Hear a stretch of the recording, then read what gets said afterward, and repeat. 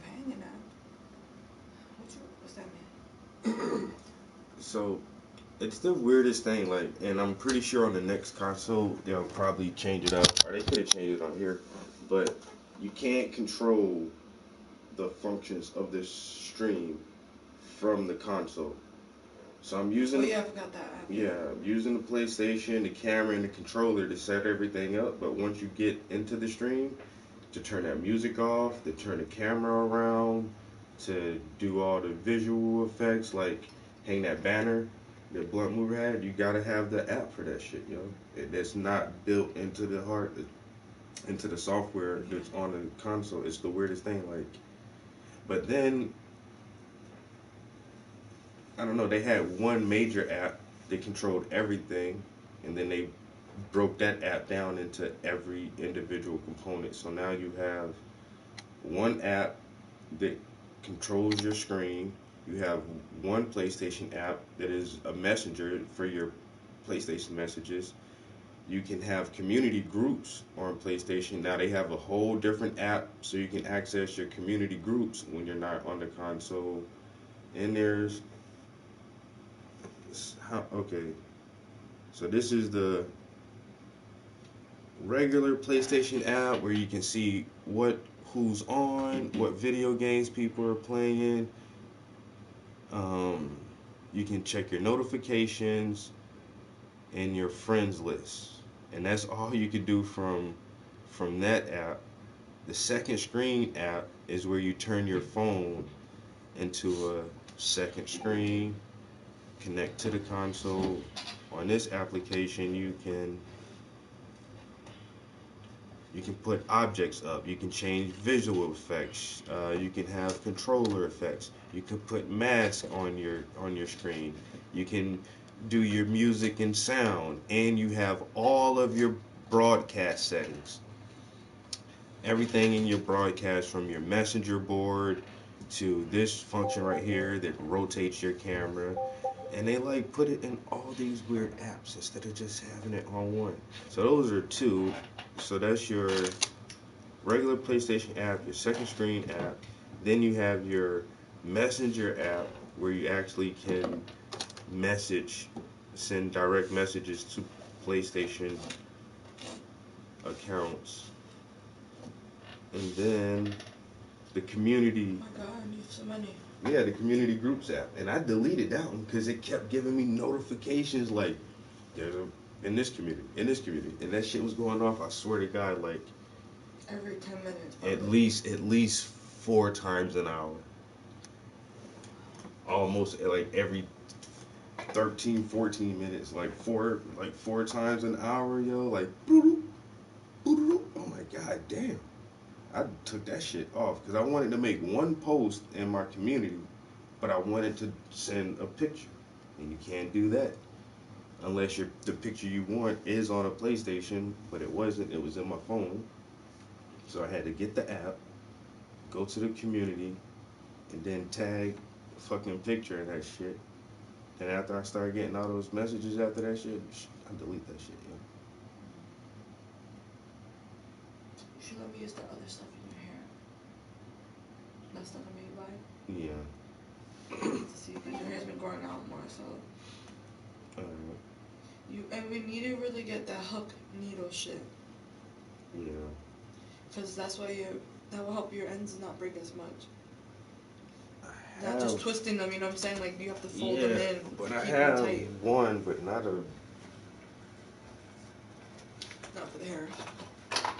It is for hair, it's just not a big Nah, one. that It's feels good. it's a crochet hook for Yeah. crochet braids. I never do.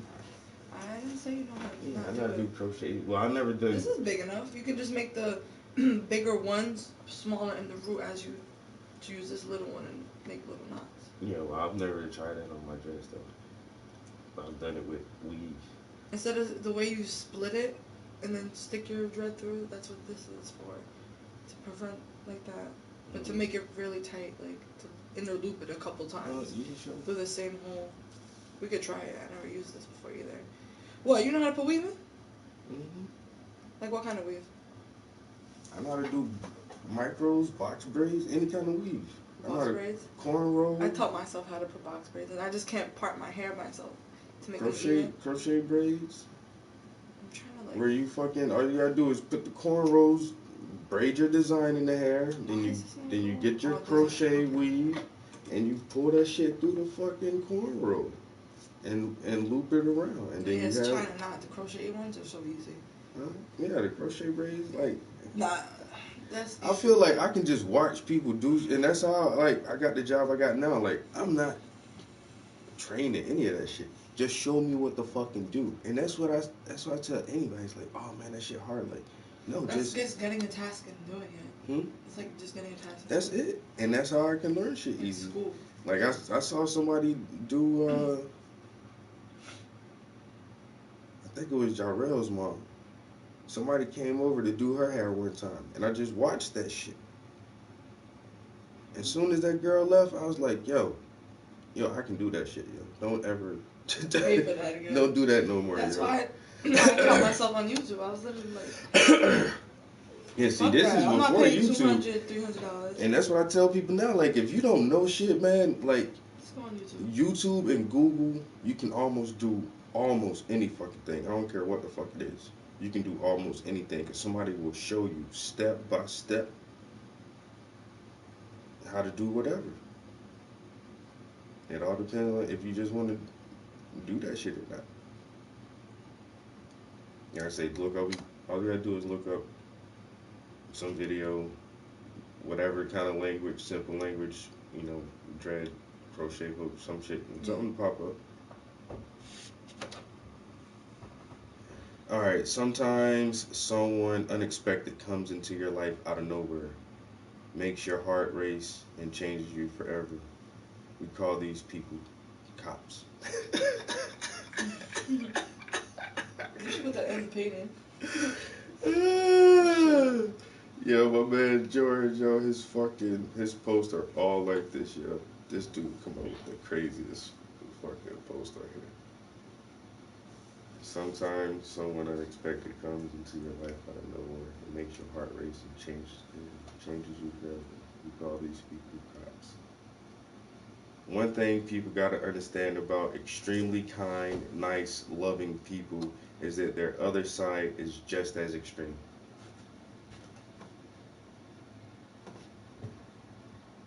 That's a good one. That's the same dude. Like that's all his page is just for posts like that. He'll never really post nothing personal. It's just all these fucking memes and quotes. That's all. That's how I be. I don't really post nothing now. Yeah, his whole page is memes and quotes. Poverty is like punishment for a crime you didn't commit. Find a woman that's good for you and become a better man for her. That's how you get to forever.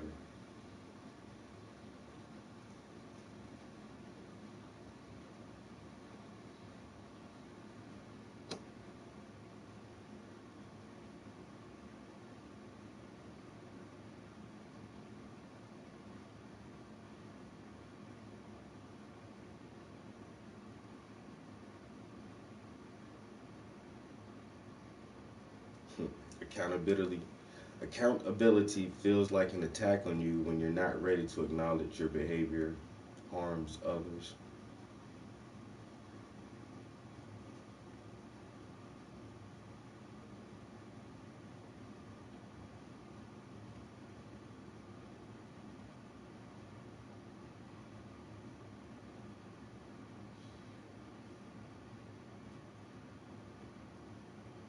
He ain't broke, sis. You just don't turn him on financially. Bitch, I ain't spit no money on you. Alright, guys. So, it's Sunday. So you know we're going to be here talking about religion. Like we always do. But normally I focus on that on Sundays.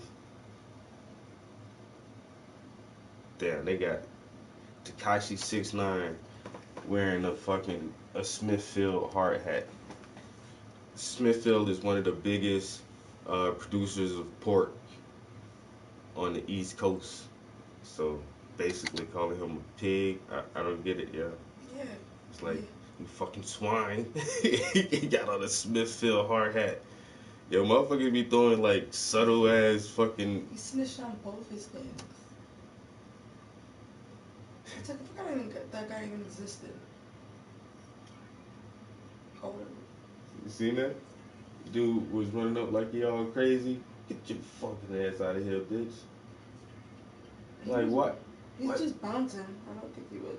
Yeah, but he acting like trying. you don't walk up on people like, all you gotta do is scare somebody, and then they don't like, nah, bro, you ain't gonna scare that dude.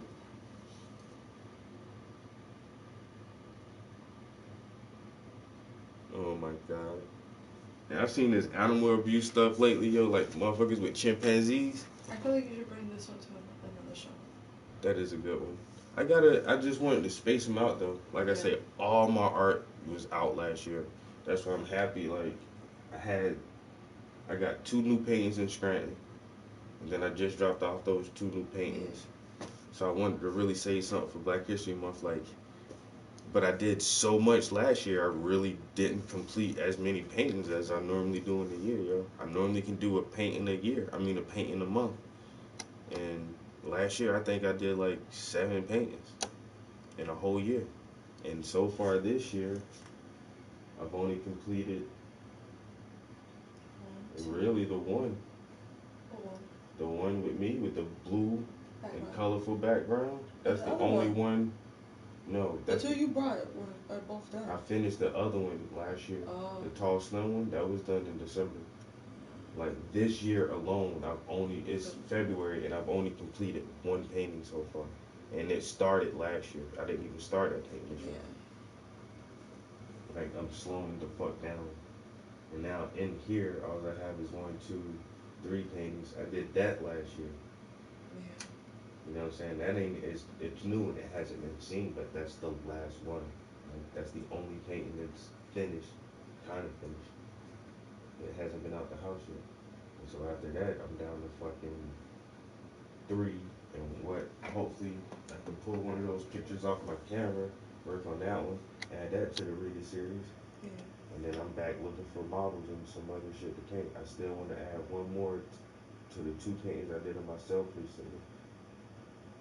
The ones on my camera where I got my back to the camera and my arms up, I might want to do one of them some kind of way. Yo, good morning, guys. But, running dry on ideas, yo. I got the drive, the motivation, but it's just been focused on a bunch of other shit lately, just trying to put these events together, and just do a lot of stuff for this Black Scrap project. My job is kind of taking over a lot in different aspects, and now I have to start back my after school program Tuesday coming, and it's like, fuck, like, I don't know. I gotta paint more. I try to stay on my constant routine, because honestly, I feel like I need to have something else on cameras getting prepped ready right now. I'll go through your camera. I definitely got to, because I don't even have any, like, all this stuff already has underpaintings on it. I need something. Yeah. I need something already drawn out, waiting for the next step.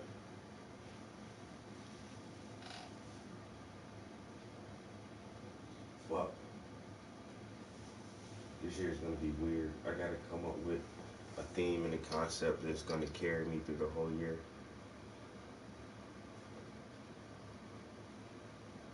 What will that be? I gotta sleep on it.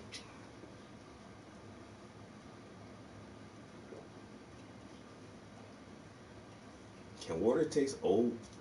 Yeah. This shit tastes like plastic. This shit just tastes like plastic water.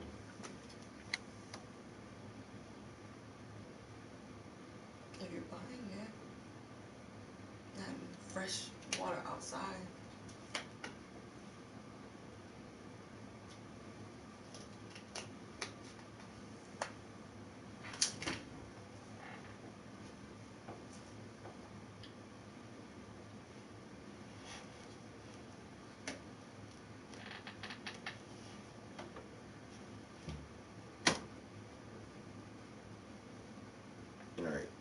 Change some settings on here.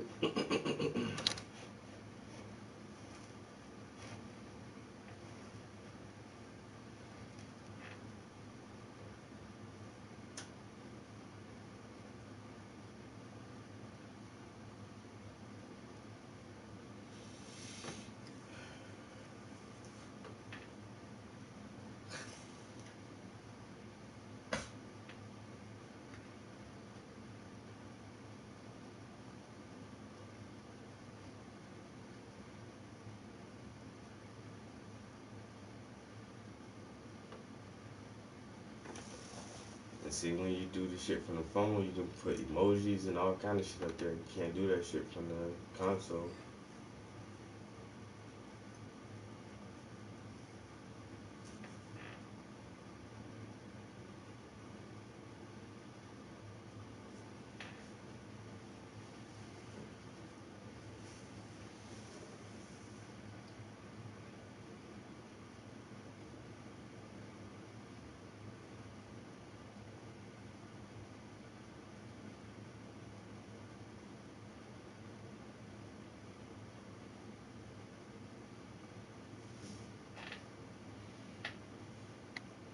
Alright, so my Instagram isn't popping. So, we shall move on from that. I seen a one clip my homeboy posted of Chanel West Coast coming at somebody's neck because they, cause they won't like her Instagram post. Yo, this bitch just seems so fucking flaky for that. It's like, she was like, bitch. Matter of fact, I'll just play that shit real quick, yo. I think I know who posted that shit. Her voice is mad annoying. I mean, the only thing I've ever really seen her on is Ridiculousness. Yeah. And then, like, well, his shows, Rob Dyrdek shows. He had one called Fantasy something with the big dude with black, the big black. They had another show. Fantasy Factory. Fantasy Factory. Yeah, I do remember that one. I remember that. They had show Ridiculousness. And I think they had. But Chanel West Coast was on that show too? She would pop up here and there. But like, as a friend in there, you know what I'm saying? Like, not dedicated to the show. But I mean, that's all I seen her on. And then I didn't even know she made music and shit until I seen, like, some shit on TMZ or something.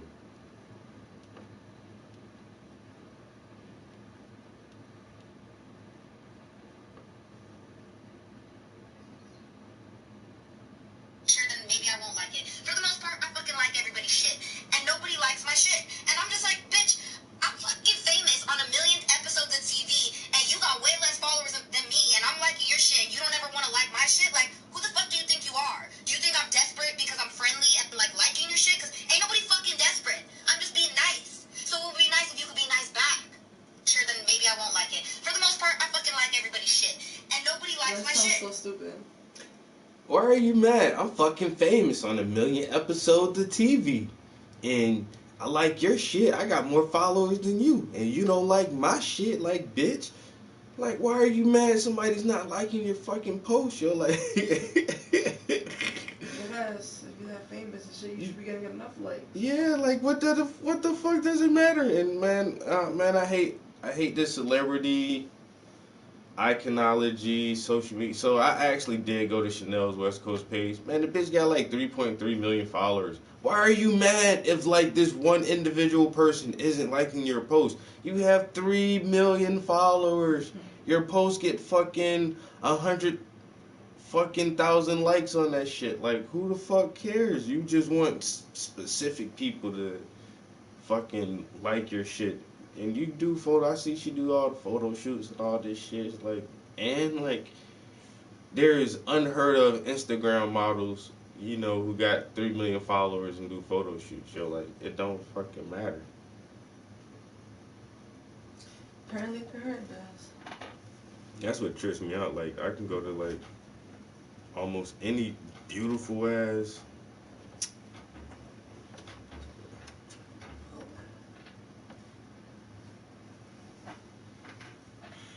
like Will Smith daughter got millions of followers, pretty as shit. You think she get mad if somebody don't like her fucking post, yo?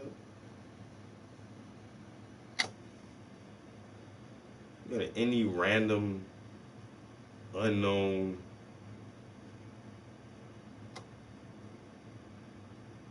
Any random unknown Instagram model. Like, who the fuck cares?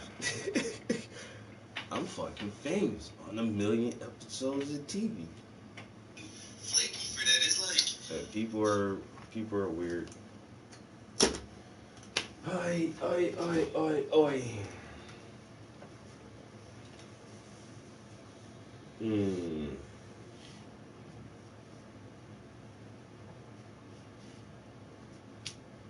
Yo, we watched some pretty cool stuff yesterday. Some fucking dollhouse making. Yo, I be watching that shit at work. I don't know how did I get on that. So I look up stuff for I look up art projects for my students on Pinterest.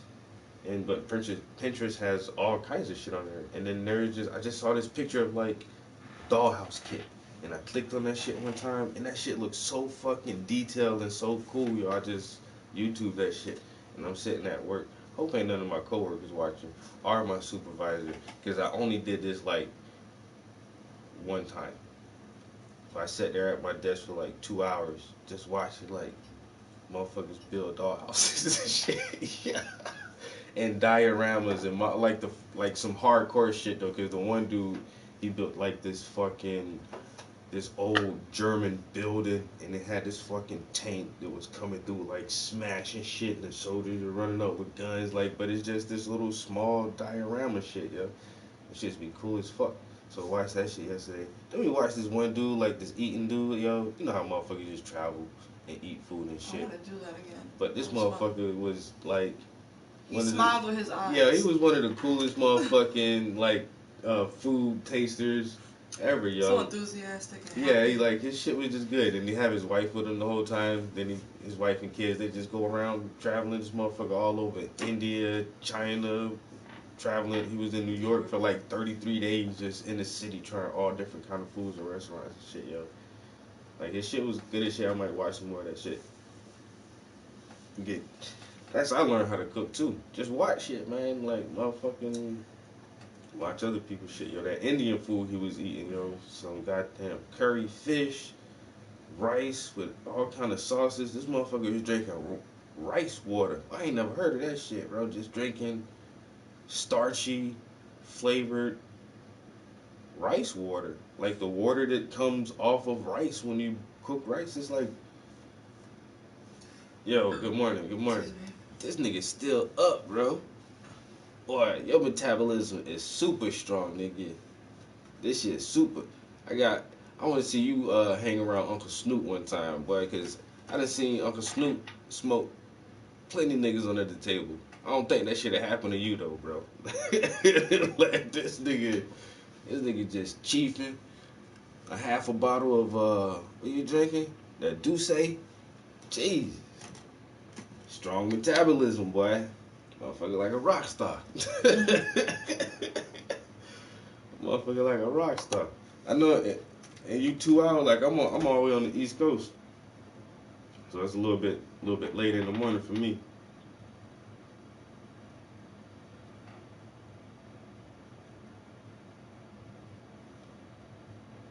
Matt answers prayers.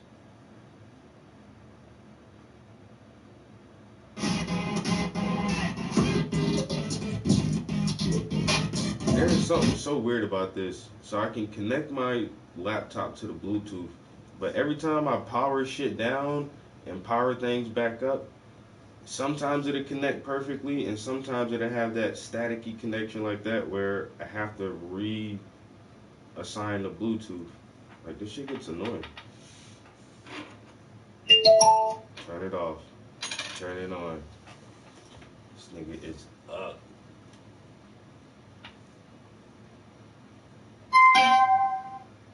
This is so pretty. Who made this again? It was on the giveaway table. I don't know where it come from. I don't You be see asking. something like this again, like that? Get me one. Yeah, I don't be asking questions. As soon as I see some shit, I just snatch it. Pretty. Like, And it's super fucking heavy. That's the thing. Like, this it's. is marble. Huh? Crystal. Actually, I don't know what kind of rock it is. It's some kind of rock, but that shit type of is, marble. it might be marble. We're gonna have some fun, but yeah, I have to start with prayer answering. Of course, you are the God of atheism. I won't say I'm the God of atheism. I just say I'm better than the God of Christianity. And so I mentioned people that, if they'd like to, they could send in their prayers on postcards, and I would, answer their prayers. Matt's gonna answer prayer. So They're sending them in. they are sending them in. This is a few from this week. I'll note, first of all, this isn't a postcard. Just like I did last week, this is not remotely a postcard. And I told people that it didn't have to be, they could cut out of just crappy cardboard and send it in. Right. Dear Matty, since you said you are God and answer prayer, I'm sending you my prayer request as follows. I pray that you read my What the hell kind of stone this is, or prayer granted. Oh. And I pray that you give me the winning Powerball jackpot numbers. 4, 8, 15, 16, 23, 42. Which jackpot? I'm not telling him which one it is. At some point, those will be the winning numbers. Are they for the same jackpot or different jackpots? Or are you just not going to tell Matt either? You got to be more specific in these fucking prayers. Oh, okay. I mean, I gave you numbers. I guarantee you they're going to win. I just can't tell you when. In the holy and majestic name of Matt D, amen. I'm neither holy nor majestic, but, okay, thanks. Sincerely, Frank. P.S. Is Don the son of Matt, or is that heresy? That would be heresy, as Don is older than me, and I couldn't have procreated before I was born, despite my immense powers. But if you were an omnipotent God, you could. Yes. I became a god, unlike the other gods that try to pretend like they've been around forever. Nope. I've only been a god for a short period of time. Also, I want to point out that the failure of prayer on a repeated basis is what caused me to become an atheist, or rather, I should say, led me in that direction. As a Pentecostal Christian, I used to wonder how other religions, even Catholics, kept believing in their faith, because I thought, how can they keep believing and their God saints never answer them? When I realized I had the same problem, that's when I began to doubt. So, fellow Catholic, or former Catholic? There's a lot of us. Is there a good word for the former? Yo, that shit is big and heavy. We got this fucking shit at work, man. We got this a long ass, You hit somebody upside the head with this. Oh, they going down.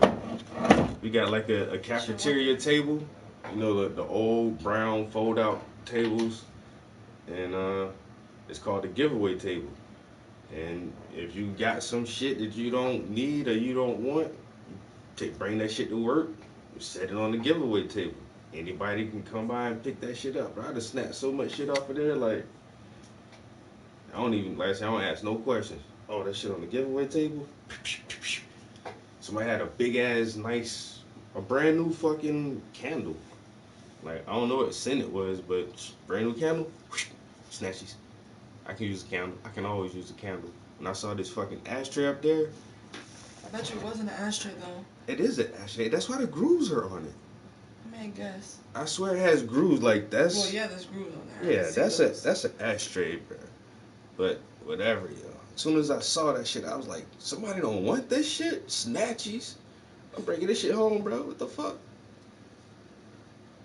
Big ass fucking slice of quartz, marble, whatever the fuck.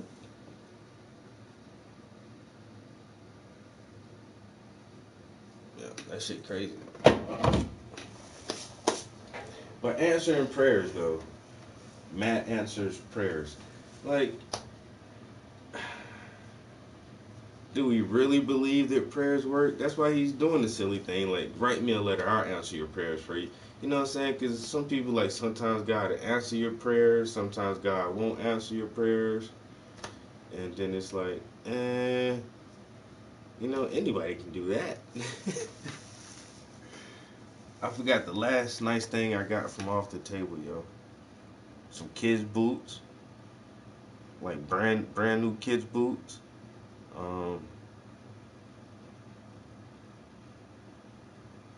I got fucking lotions and hair products. Haven't had plates from there before. Huh? Plates. Oh yeah, I got some dishware, yo. Yo, some fucking super nice ass fucking plates, these big square fucking fancy restaurant plates, yo. Motherfuckers just, I see why they don't want them shits though. Them shits, the plate is big as fuck. The plate is meant for sushi or something. Yeah, or big ass steak or some big ass sushi rolls. Cause I got nice sized cabinets, and them bitches won't fit in my fucking cabinet, yo. That's how big that fucking plate is. But it was a set of them. I got fucking wine glasses off that shit, yo. Books.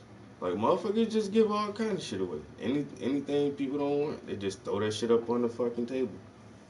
There's always, I work in the office, and our office is like 99.4% women. There's only like three or four guys in there, and so mostly all the stuff, and that's why it's good stuff. It's like a bunch of old white women giving away shit that they don't want. But like, there's not a lot of guy clothes and shit up there all the time. There's always like blouses and shirts, and right now there's like a bunch of costume jewelry. It's weird, but it's cool. Like, I will take some shit off it every once in a while. I still want to know, like, I wish I would have known who set that fucking big ass ashtray up there. Like, y'all motherfuckers used to do some hella smoking, you know. It's like, well, since my weed days are over, I don't need my blunt tray anymore.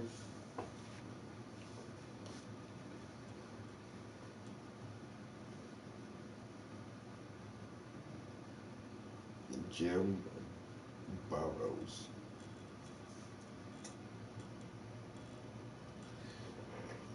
Yo, good morning, good morning. I say the main thing I say about prayer, yo, is tell somebody who got their hand chopped off, but really, really, really believe in God. Tell them to pray and pray with all their heart that their hand grows back.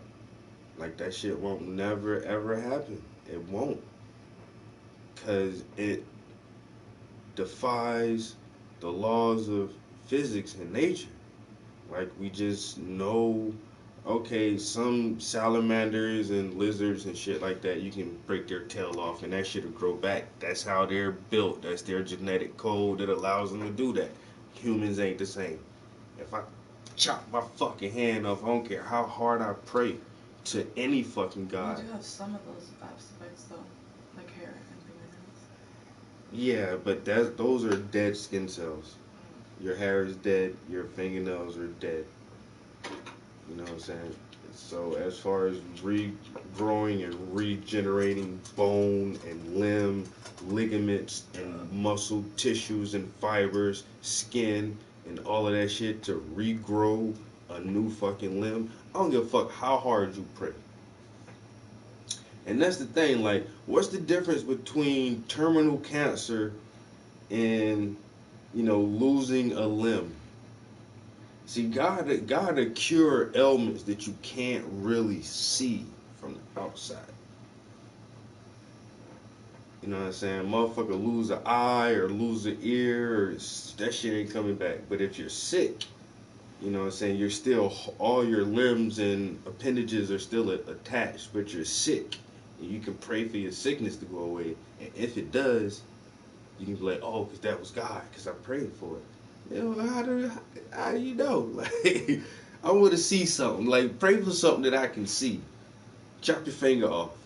It ain't even got to be your whole hand. Just chop one finger off. You just chop the tip of your finger off and pray for that shit to come back. If God cured you from terminal stage 4 lung cancer because you prayed for it, I mean, he can do anything. But that shit don't really work like that. Because some people with cancer pray for wellness and they die. And some people pray for wellness and they get better. And that's why I say God answers some prayers and he don't answer some prayers. Because my exes, her cousin dated this girl for years and they were like engaged and in love and wanted to get married. And she died, I think the story goes, she was like 24, 25 years old, died from leukemia. But she was a Christian and she went to church and her whole family prayed and prayed that she'll get better. And that shit fucked that dude up for years. Say he was in a deep depression from his girlfriend and dying because he stayed with her through her whole sickness and everything. 20-something years old. Prayed to God to live, but died from leukemia. So how can that shit work like that sometimes? When people say prayer works, and that's why it's funny as shit right here that Matt is taking all of these emails or postcards or whatever and answering people's prayers, because It may happen. It may not happen. You never know. You know. That shit just. But former Mormons, my favorite is Foreman.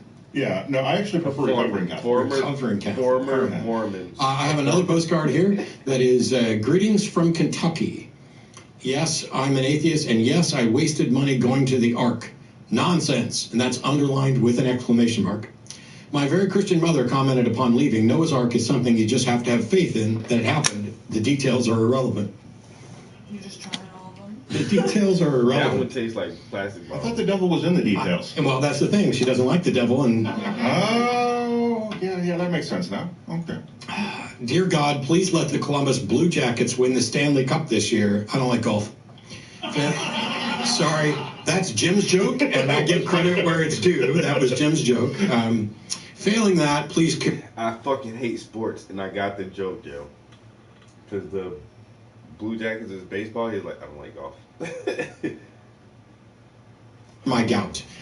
John, go see a doctor about your gout, and if it is in fact curable, I will in fact cure it after your doctor does whatever your doctor's supposed to do. Now, go see your doctor first, and then I'll cure it. I told people if they couldn't find a postcard, they could just cut out cardboard. And there's someone who did just cut out, like, here's some from a box of Thin Mints and stuff. Well, most of these. Up on that?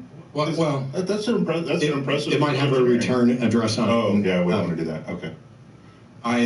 So this one's kind of sad. Oh.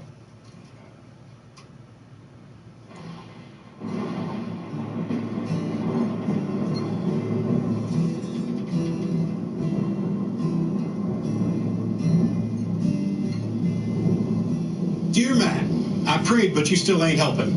I left my cell, my email, and my Twitter handle at the bottom. I sent 2 tweets back in autumn. You must not have got them. There probably was a problem at the server farm or something. Sometimes I write usernames too sloppy when I type them. But anyways, fuck it. What's been up, man? How your cat's been? I've been shopping for a cat, too.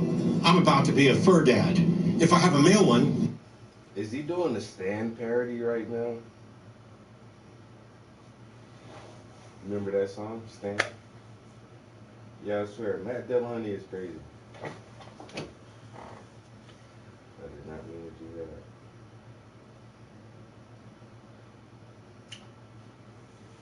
I'm gonna call him. I'm gonna name him Eric. I heard about your toxic mama too, I'm sorry. I had a friend whose folks cut him off over some religious garbage. I know you probably get this a lot, but I watch you every day. I even watched the full-length episode where you debated Ray. I like the one you did to Kona too. That shit was sad. Anyways, I hope you get this, man. Hit me back. Just to pray, truly yours, your biggest fan. This is Dan. This is Dan. And another one came in.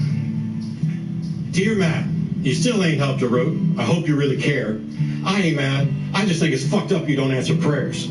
If you didn't want to talk to me at the Free Thought Library, you didn't have to. But you could have wrote a tweet for @HitchFan92.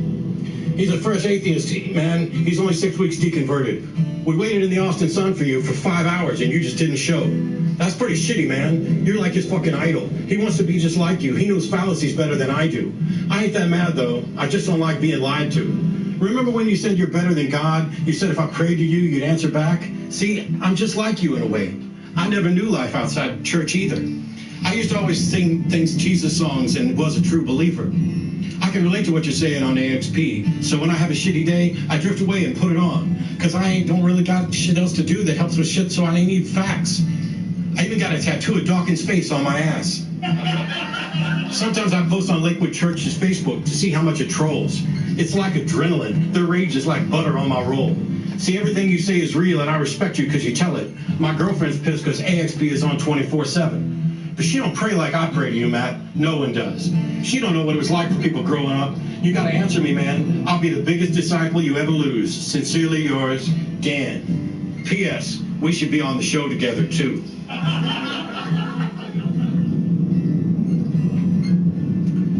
Dear Mr. I'm too good to debate a precept again. This will be the last prayer I ever send your ass. It's been 2 postcards and still no word. I don't deserve it. I know you got my last 2 cards. I wrote the addresses on them perfect. So this is the last prayer I'm sending you. I hope you get it. I'm on the Discord right now. I'm yelling, there is no God at Catholics. Hey, Matt, I'm yelling, there is no God. You know the book by James Peterson called 12 Rules for Life? About that guy who should have stood up with his shoulders back but didn't? Then Jordan Peterson told him about it and told him that he should do it? That's kind of how this is. You could have written me that drivel. Now it's too late. I've tweeted to 1,000 pastors now. I'm drowsy. And all I wanted was an answered prayer call. I hope you know I'd never hang up on you if you called. I loved you, Matt. You could have been my savior. Think about it. You ruined it now. I hope you can't sleep and you dream about it. And when you dream, I hope you get callers defending slavery and you scream about it. I hope all 6 phone lines go down and you can't talk to any believers. See, Matt? Shut up, fake head. I'm trying to talk. Hey, Matt, that's some Christian screaming on my headphones. But I didn't call his fallacy. I just told him his God's fake. See, I ain't like you. Because if he never learns, he'll dig in harder. And then he'll never pray to you. Well, gotta go. I'm almost out of room on this card now. Oh, shit. I forgot. How am I supposed to mail this shit out? Dear Dan, I meant to write to you sooner, but I've just been busy. You said you're going to be a fur daddy. Tell me more about your kitty. Look, I'm really flattered you'd call your kitty that. And here's an autograph for Hitchfan92. I wrote it on a GP cap. I'm sorry I didn't see you at the studio. I must have missed you. Don't think I did that shit intentionally just to dish you. But what's this shit you said about you'd like to troll some theists? I don't support that kind of shit. You should take a breather. You got some issues, Dan. I think you need perspective to help your ass from trolling folks with all of your invectives. So what's this shit about us on the show together? That's a lot of shit that happens before somebody does the show. We have to be convinced of just how good it might go. Start with Discord discussions and grow. I hope you get this letter. I hope it reaches you in time. Before you hurt the cause. I think you'll be doing fine. Just relax a little. I'm glad I inspire you, Dan. Why are you so mad? Try to understand that I do want you as a fan. I just don't want you to do trolling shit. I seen this one shit on Reddit a couple weeks ago that made me sick. Some dude was drunk and told this guy his God was fake. He didn't try and reason, instead just called him names. The fallacy, and ad hominem games bring the movement shame. Come to think of it, his name was... It was you. Dan. Damn.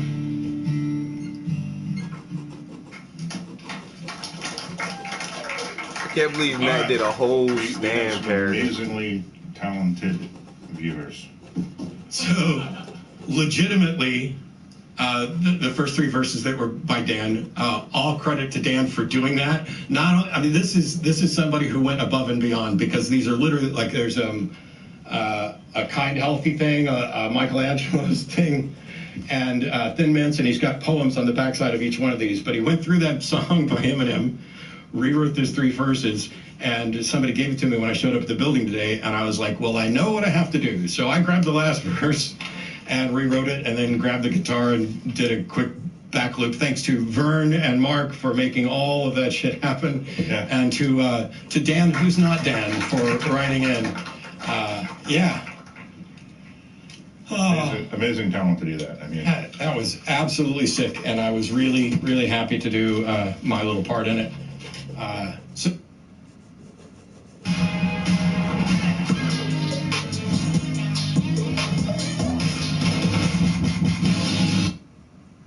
They keep adding some shit to the division too, like people want to play that shit. You give me it for free, then I'll play it. Oh my god, you can't see this pencil in some spots. What are you writing? Addicted to freedom. So you think you tell us how to live our lives, and of course to me the thought from which your moral code divides. You think that suffering is part of something that has been divided. I wonder,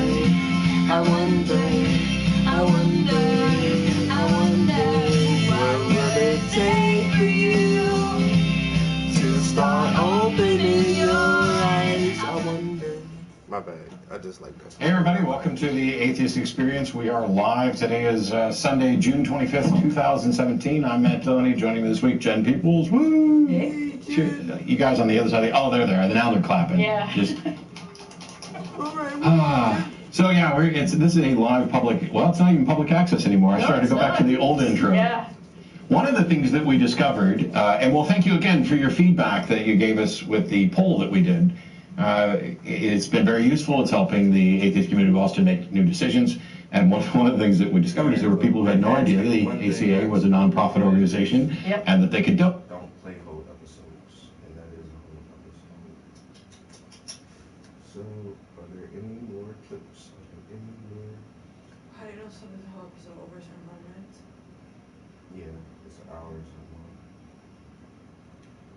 And so, just by going into the one whole episode, everything else pops up as an episode.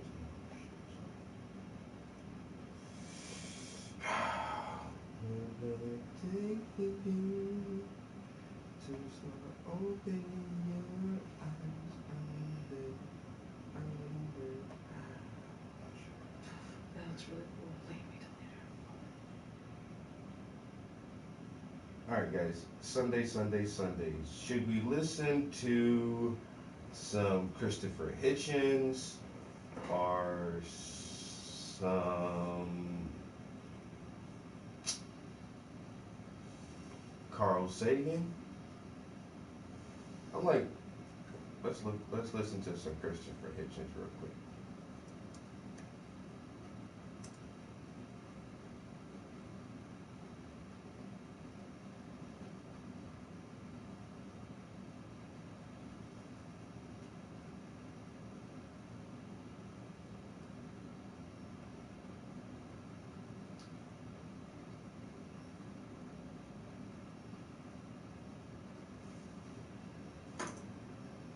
I never heard this. Christopher Hitchens clashes with Jon Stewart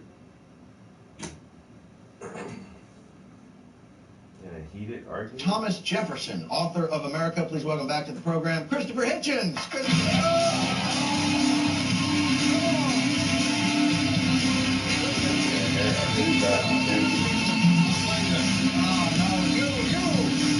see you. Nice to be back. Welcome to the show. Very nice to have me back. The book is Thomas Jefferson, author of America. We're going to talk about that in a little bit, but I'm going to tell you why you're here. You're here to help me. Christopher Hitchens, you are one of the only men to travel, maybe the only man to travel to all three axis of evil countries. Yes, That is correct. Yeah, I think I'm the only one to have written from there. There may have been a diplomat who's been there. There's certainly an arms dealer or two. But I've been in North Korea and Iran and Iraq several times and in Afghanistan and on the Pakistan border. Okay, so there's a URL pass that many people don't get punched. Well, the frequent flyer stuff in Afghan airlines, you don't want to know. No, it's a little rough. It ain't a bag of peanuts, I'm sure. Here's what I want to ask you. Here's how you're going to help me. Help me understand why I am wrong about Iraq. I am confused. I don't know what staying. I don't know what. Just watched your act. I know. I don't know what staying the course means. I could see that too. I don't know what when he says this, we're going to fight him over there instead of fighting him over here. I think those other dudes just had plenty. You're just 20 of them. It's not a nation that attacks. I want some things that will go behind the table and behind her, like words that you can't really see. Then what is the actual, like the peace sign, because it's halfway behind her. She's sitting in front of shit. But then I want certain things where you can see the whole thing. You make yourself a hostage to fortune. The next bomb that goes off in London, people say, "I thought we'd taken care of that by fighting them." No, that's stupid, and that's his bid for. Here's what I don't understand. Out of Pakistan, Saudi Arabia and Iran are the two greatest supporters of terrorism in that region. North Korea and Iran and Pakistan are the greatest threats in terms of weapons of mass destruction and proliferation. Why then the urgency to go into Iraq, other than as an experiment drawn up on a bulletin board that would create a flowering of democracy that would change a region overnight to suddenly love and respect us? I guess everyone's entitled to one softball question, and you just did give me one. Really? Urgency. The big argument is, were we right to confirm Saddam Hussein in power after defeating him in Kuwait? Should he be left in power in 1991? Mm-hmm. My side says no. That's the original mistake. Bush's dad said yes. You said that Bush's dad said yes, and it's very good that his son has cancelled that mistake. To say it's urgent, having let Iraq rot and crash for nearly 12 years, 13 years, that's not urgency. Second thing is, there are four conditions under which a country can say told its sovereignty is over. One is repeated aggression against neighboring states. One is fooling around with the Non-Proliferation Treaty. One is harboring gangsters and internationally wanted terrorists. And one is genocide, which, if you sign the convention, means you have to act. You're mandated to prevent or punish. Iraq had broken all four more than once. And the United States Senate had passed legislation in 1998 unanimously, 98 to nothing. The Iraq Liberation Act. It shall be the policy of the United States to remove this regime and begin the Middle East again.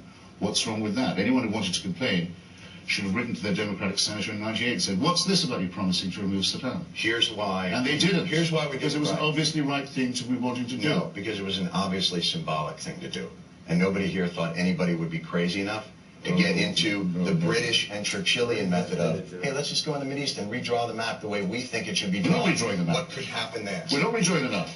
We're not redrawing the map. No, excuse me. The applause is dying faintly away.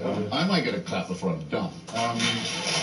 People very much appreciate it. By the way, I really enjoyed it because... I'm sorry. All right. I really can't remember where we were before.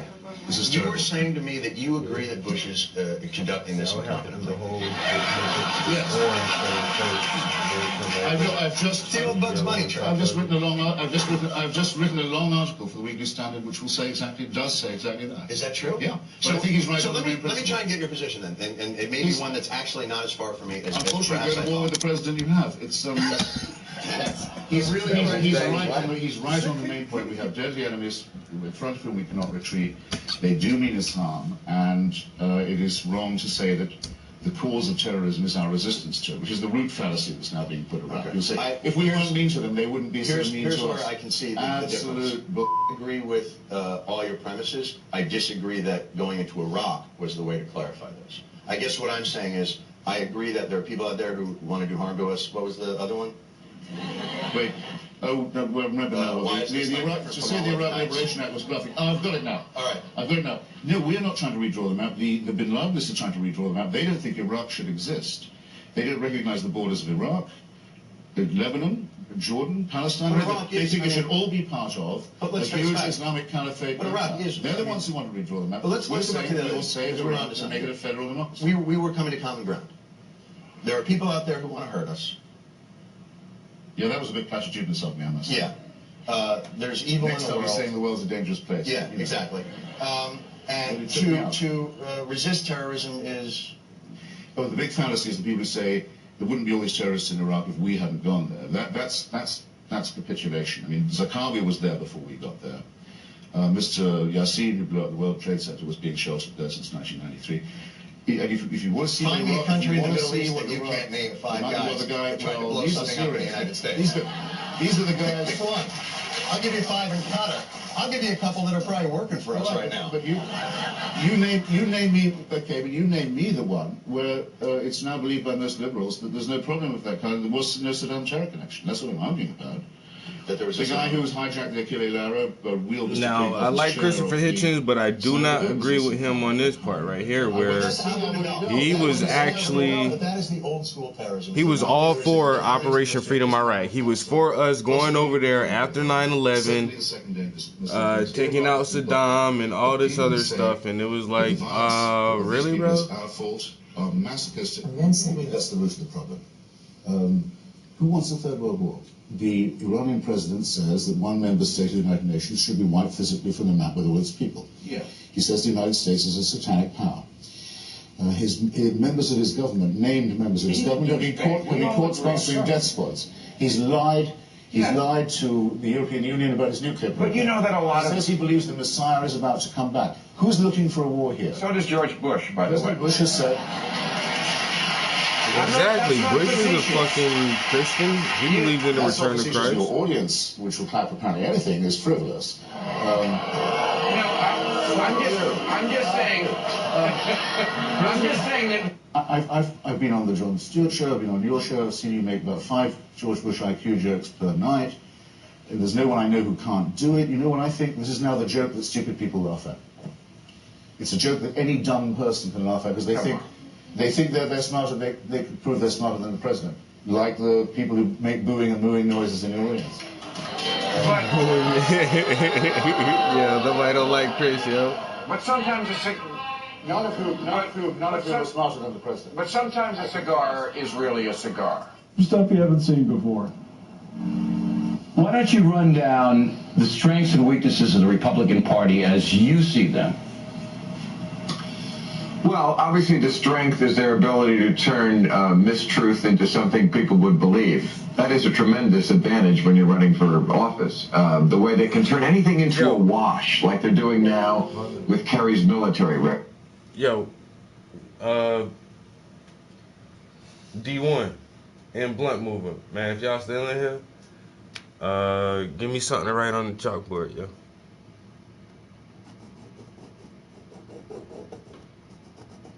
Y'all got anything y'all want to put up on here, yeah? Be a part of this painting? A quote, a saying, a tag, a sign, a logo, some kind of image, like an alien face, anything?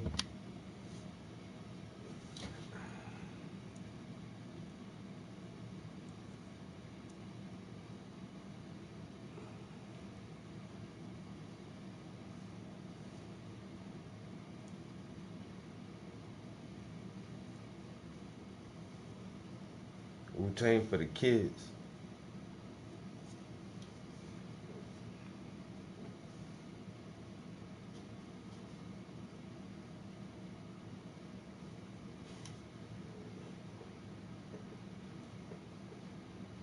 Can't hang with chickens if you expect to soar with eagles.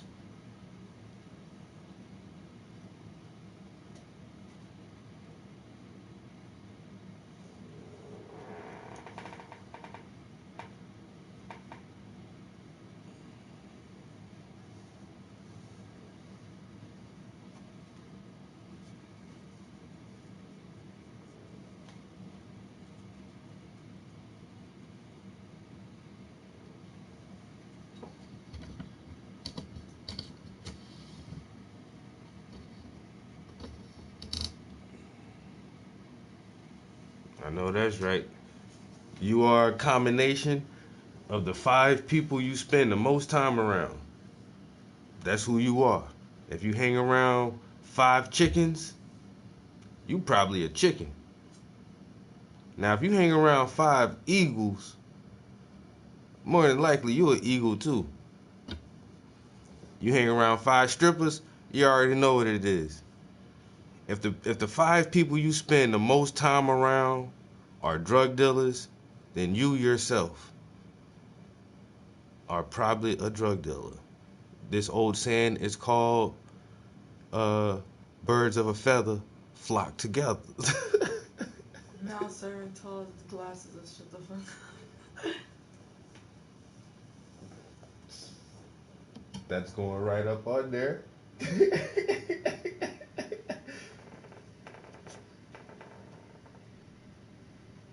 Now serving tall glasses of shut the fuck up. You want one? No? Then that's when you just splash it in their face.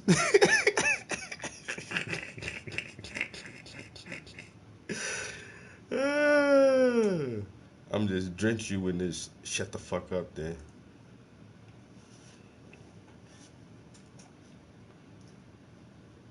I gotta remember some of this shit is wet paint.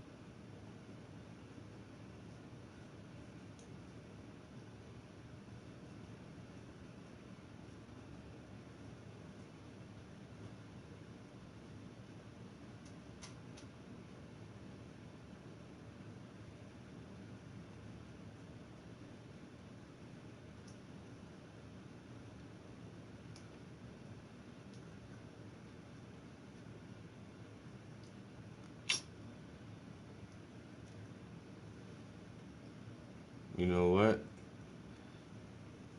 when this dries, I might have these words coming on top of that "call me" instead of like trying to bring it down more because I want both of them to go across. So You know, start doing some overlapping. yeah, I'll just finish that out when that white paint dries because that shit's still wet. But that's gonna overlap on top of that "call me" sign.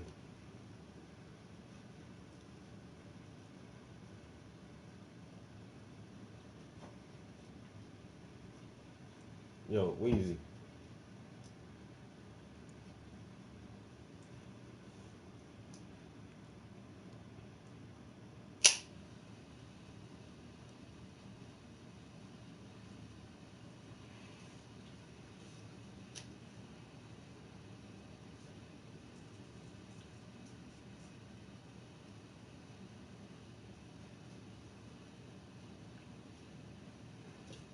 You want to write it in your handwriting? Sure, but what do you want me to write? Now serving a tall glass. Now serving a tall glass of shut the fuck up. I don't want to do everything in my handwriting. That's why I'm gonna try to put like some graffiti styles, some like long style, maybe some other stuff up there too. So it at least looks like, you know, different people wrote that shit.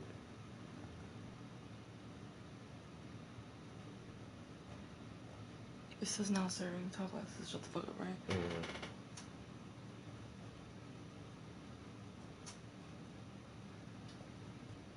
it's good. It's not going straight. Like, yeah, put some angles and slants. Yeah, even if it goes off a little bit.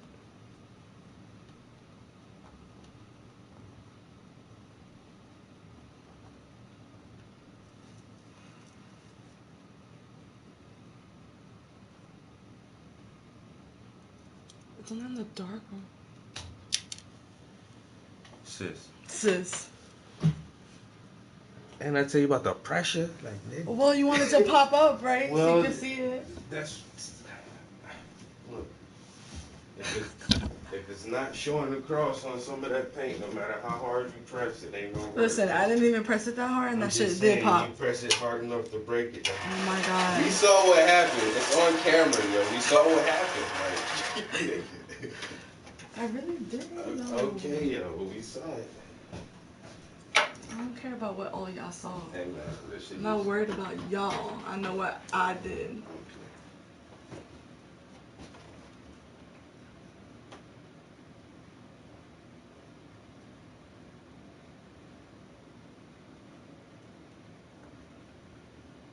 You're not gonna see it there, but you know it's there. Mm-hmm.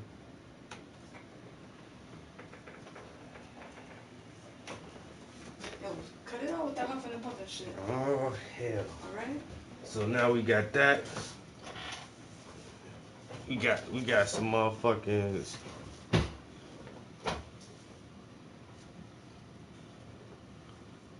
You should put more pictures, like decal, like how the. Yeah, I want some of those to overlap some of the words though. It'll come.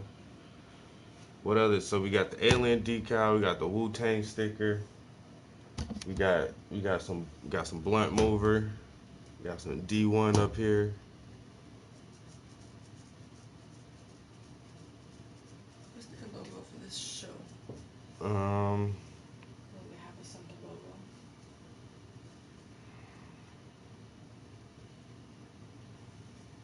Trying to think of like some little simple images. Just like look up doodles.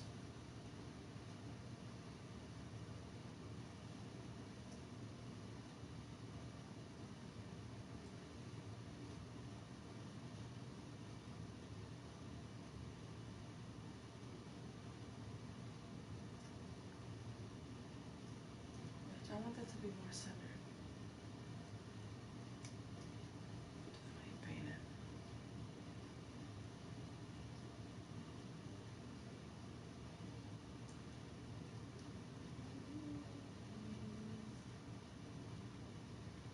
All right.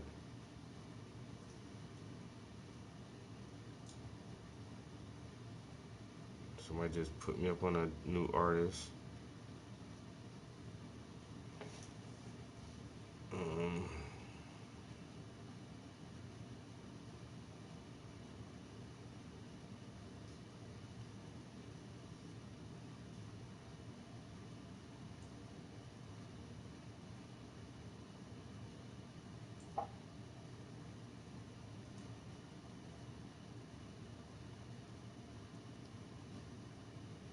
Or if I did like, what are those things on Snapchat? Those little kind of pictures? What kind of picture? Like Oh, the images thing that we was watching last night? The Bitmoji? I should draw a Bitmoji on here. Go through your emojis. Which one is your favorite?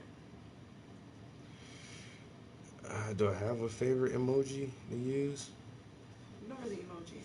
Sometimes the crying tears. I use that shit a lot. Because I'm sad. I'm so sad all the time. I always thought that one was the laughing one. But people say that's a crying face. No, one is laughing and with the tears popping off the face. I know, but the ones that are just going down its face, like straight down. It's crying. Yeah, that's crying because it's so funny. No, it's crying because you're sad.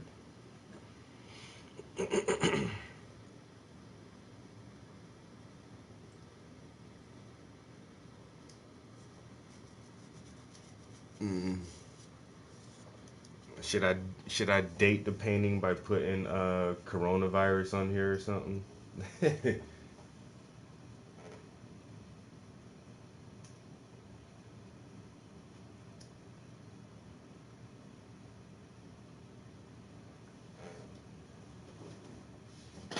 Oh, that's what's up, bro.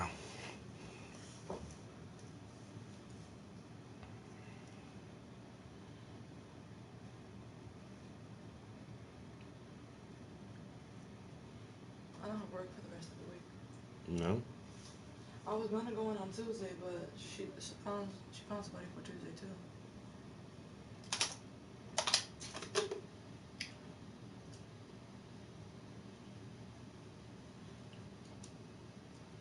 It's not really a vacation.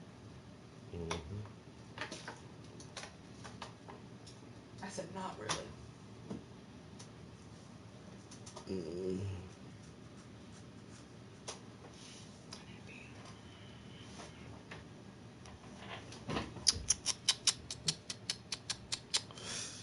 I want to do one of these emoji faces. I just don't know where to put it. I'm thinking too hard right now. I should just plop it down anywhere.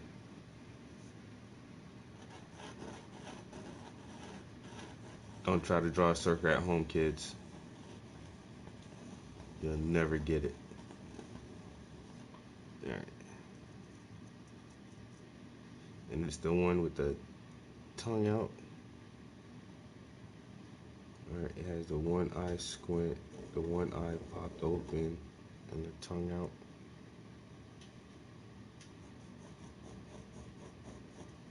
Is that too low? I think that's too low. Alright, something like that.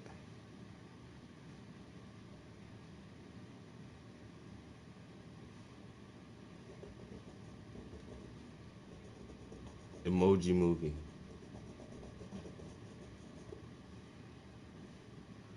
Wow, why is it so hard to draw?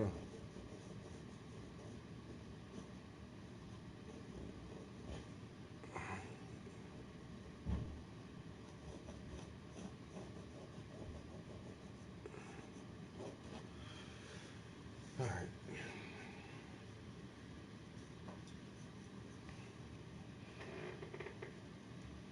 So, like I said, I'm really doing kind of like a bottom layer that I want stuff to overlap. It's a chalkboard wall. And here is the original wall. I just wanted to say our own stuff. We got our own words and stuff we can put on here. Ooh, the thinker emoji.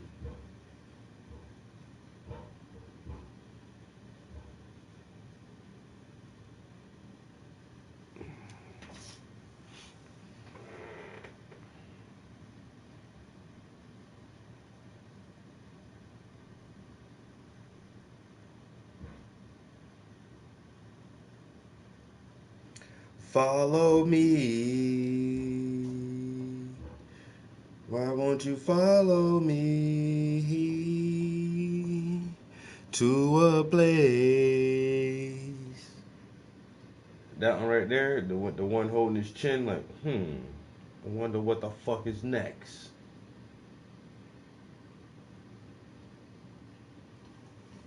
Boom, boom, boom, boom.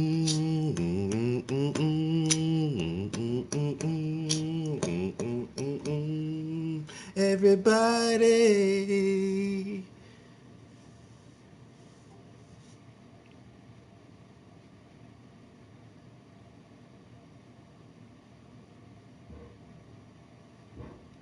What the fuck is she doing?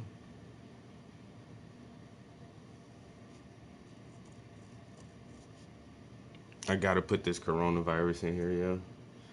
It's called COVID-19. C-O-V. Damn.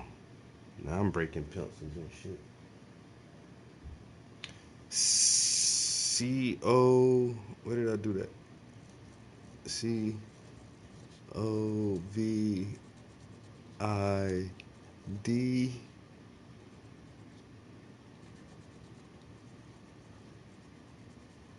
COVID-19.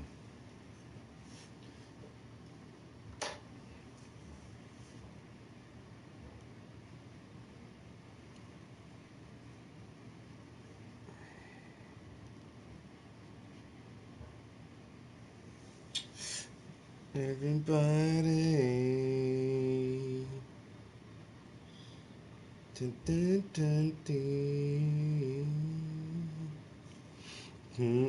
Play where we can all be free. Boom, boom, boom, boom, boom, boom, boom, boom.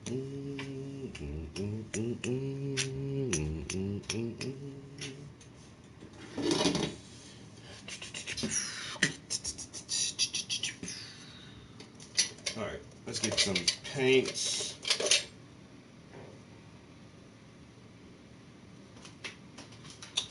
Let's go back. Let's get something else going on YouTube.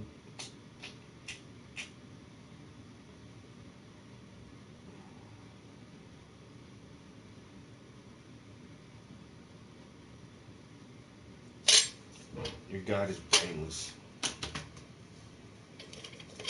Carvana's had a lot of firsts. 100% online car buying, car vending machines, and now putting you in control of your...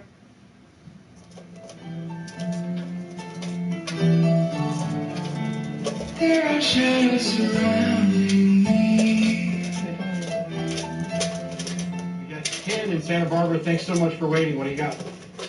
Hey, what's up? How you doing? Hey, I just wanted to, as far as your demonstration, I really disagree with just about everything. With everything, this dice demonstration? Just with the whole meaning of it. You said that it's, because we can't explain it or whatever the case may be. And I'll say it like this. Can you explain to me why is 2 + 2 = 4? Huh? Because we define that 2 items are 2 items, and that when you have this many items, we call that 4, and that happens to be 2 and 2. So is that explained? Where's the... No. The point is can you measure numbers? Can you explain where they came from? A number is a symbol for actual amount of items, yes. I have 2 jars here. Uh-huh. Here they are. Here's and if we 2. were in Mexico, I can demonstrate 2 to you. Yeah. Well, okay, what about the P and P is like these logical absolutes? What does any of that have to do with this model where you... Right, why is the model flawed? What's the flaw in the model? No. I meant as far as the philosophy of it, not the actual... What's wrong with the philosophy that's demonstrated by the model? Because you're saying, you're talking about how, we can't, I'm talking about existent items. Existent items is what this model demonstrates. Now, I'm not talking about symbols or mental concepts. I'm talking about an existent item. But wasn't your point was to show that, that's God or something like that, that's how... Right, what I'm saying is that if you're trying to say that God is a mental concept like the number 2, I'm fine with that. I believe, in fact, that God does exist as a mental concept. I don't believe he exists in the same way that these dice exist. And I think that if somebody's going to tell me that God exists in an objective reality outside their head, then they need to be able to demonstrate that, or else they're castrating the word exist. Yeah, but that's the thing. Do you believe in the existence of numbers and... Numbers are mental concepts that align with quantities that can be demonstrated. These logical absolutes, do you believe that they even exist? They are demonstrable, yes. The logical absolutes don't exist as entities. They are simply truths. But they're also demonstrable truths. Just like... I mean, this jar is a jar. It's not a dog. Yeah, it is a jar, and it is one jar. So both the quantity and the essence of what the item is.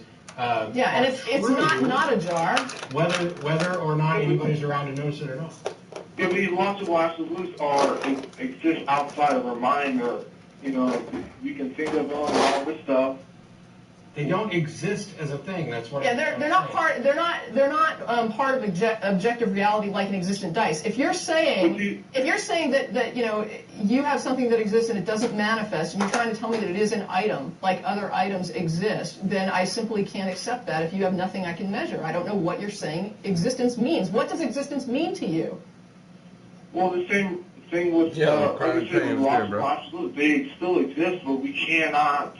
Still at this art shit, we bro. can't measure them or anything like that. It's still there. It doesn't mean it doesn't exist. They are not objective items. What I'm saying is, how do you define existence? How do I define God? How do you define existence? Existence? Yeah, how do you tell what exists from what doesn't exist? Can you do that? Well... Can you? Are you able to tell if something exists or if it doesn't? Or do you walk around in life thinking that you don't know what is and isn't real? Well, as far as logic goes, I just understand. It's like 2 plus 2 equal 4. I understand that exists, but I can't see it. I can't make a scientific experiment. Can you tell if there is a chair in a room?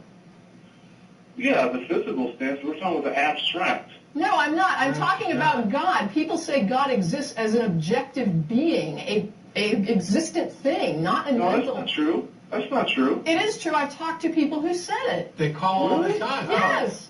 Okay, maybe. So what is God to you? Well, he's not physical. He's an absolute disembodied mind. What is a disembodied mind? What is a disembodied? How do you measure a disembodied mind? Well, we can't measure our own mind. Yes, it happens. Your mind is a function of your brain. Exactly. So without a brain, how do you measure? The brain, and that's what he is. He's the mind. Without a brain, but a mind is a product of a brain. So where is the brain that's producing this mind? It doesn't have. It's the first cause. Have you ever seen a mind without a brain? Well, no. Okay, then why are you saying that there is such a thing? Because there has to be logically a first cause. When you go back to the very beginning. Why does there have to be a first cause? Because the same reason why 2 plus 2 equals 4. It's just the way it is. There has to be logically a first cause. I don't understand what you're saying and why. Well, okay, you guys understand logic, right? You accept the logical absolutes. You accept that 2 plus 2 equals 4, and that's just the way it is. See, the difference here is that I actually know what the logical absolutes are, and 2 plus 2 equals 4 has nothing to do with it. I also happen to understand the first cause arguments and know that it's not something that is just the way it is. What do you mean? Yes. What do you mean by first cause? I cannot get this fucking blue to look the way I want to. He is like the logical absolute, but it's not the same. It's me playing around with it. Anonymously, but he's not actually the logical absolute. They're a part of his nature, and it's just in his mind. So what the hell does that have to do with first cause? Now you're talking about something different. Now you're talking about God. No, I'm describing him. I'm just describing. How can you know the attributes of God to describe God? We talked about that. How you know it's there? Exactly. How do you know these attributes? I know logical absolutes exist. God is the first cause. But you can demonstrate a logical absolute. This jar is not a dog. You're just using buzzwords right now. You've used the buzzword first cause, and when asked what it is, you say God is logical absolutes are part of his nature. You're just tossing around buzzwords that make no sense. You haven't formed anything that represents any kind of argument. It's an assertion with some buzzwords followed by a description, and then when questioned as to how you know about it, you just go back to the same old stuff. Pick any one thing, define what the hell it is you're talking about, and maybe we can talk about it. Okay, what I'm talking about. Okay, we'll just. great. Oh, great. I'm fucking stuck now because I don't know what the fuck I'm saying. It presupposes a It creator. presupposes. No, it doesn't. Yes, it does. Well, explain why. Okay, no, it doesn't. You want to keep doing that for the next 5 minutes? Yes, it does. No, it doesn't. Yes, it does. No, it doesn't. Presupposes a creator. And what we're saying is, we don't know enough about the singularity to make any kind of statement even remotely. Oh, that's like not that. true. We do have enough. No, it's not. Can I explain to you the evidence then? Yes, please. The space-time And you can get theorem. a fucking Nobel Prize for it. That's right. The space-time theorem, that general relativity, specifically says that all time, matter, and space happened at the Big Bang, and before it was nothing. So It obviously doesn't that's say there was nothing before it. It does not say there was nothing before that. There was no time. There's no time, matter, or space. But that's different before than it. nothing. I never said absolutely nothing. I never Well, so said there's- that. There's a difference between nothing and absolutely There's nothing nothing. in. See, this is a jar full of nothing. This is a jar full of absolutely nothing, and you're done.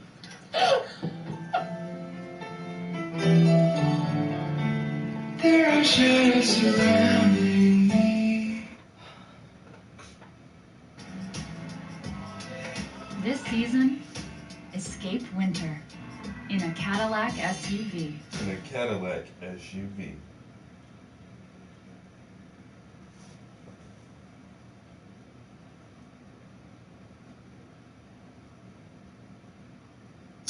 It's amazing. And Douchebagians number one something. I think it's 135. That's it. Yeah. Okay. Douchebagians, by the way, is an apocryphal book that not everybody has. So if you go looking for it in your Bible, you might not be a true Christian. Keep that in mind. Anyway, you ready to? Let's hit it. Let's hit it. Ironically, we'll begin with Faith in Leesburg, Florida. How are you? Good. How are you? I think I've heard this. Pretty good. What do you got for us?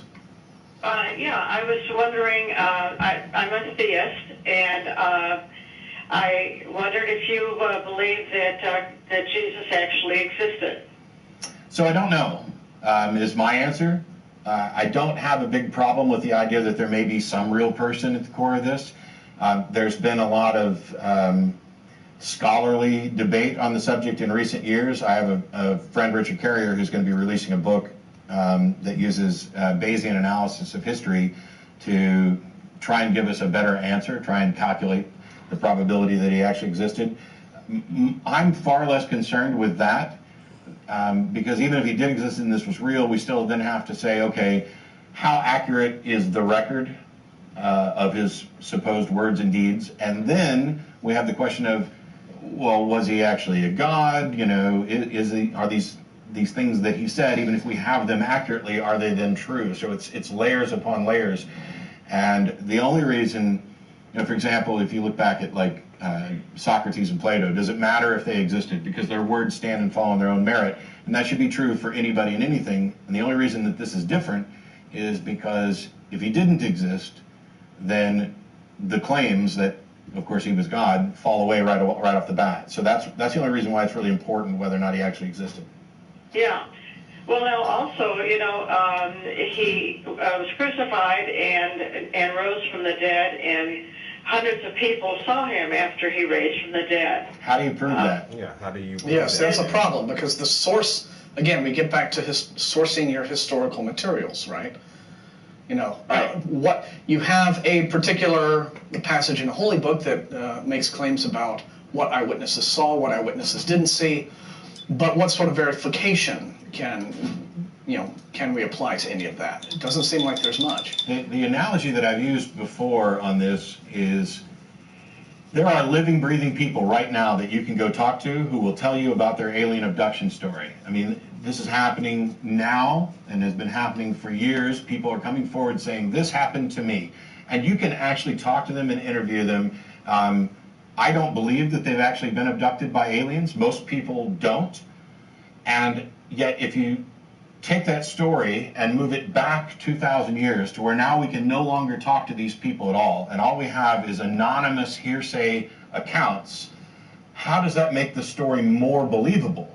To me, it makes it even less believable. So if I don't have a good reason to think that people that I've actually could meet and talk to have been abducted by aliens, then I certainly don't have a good reason to believe an anonymous account of a bunch of unnamed people that we can't talk to claiming to have seen somebody rise from the dead.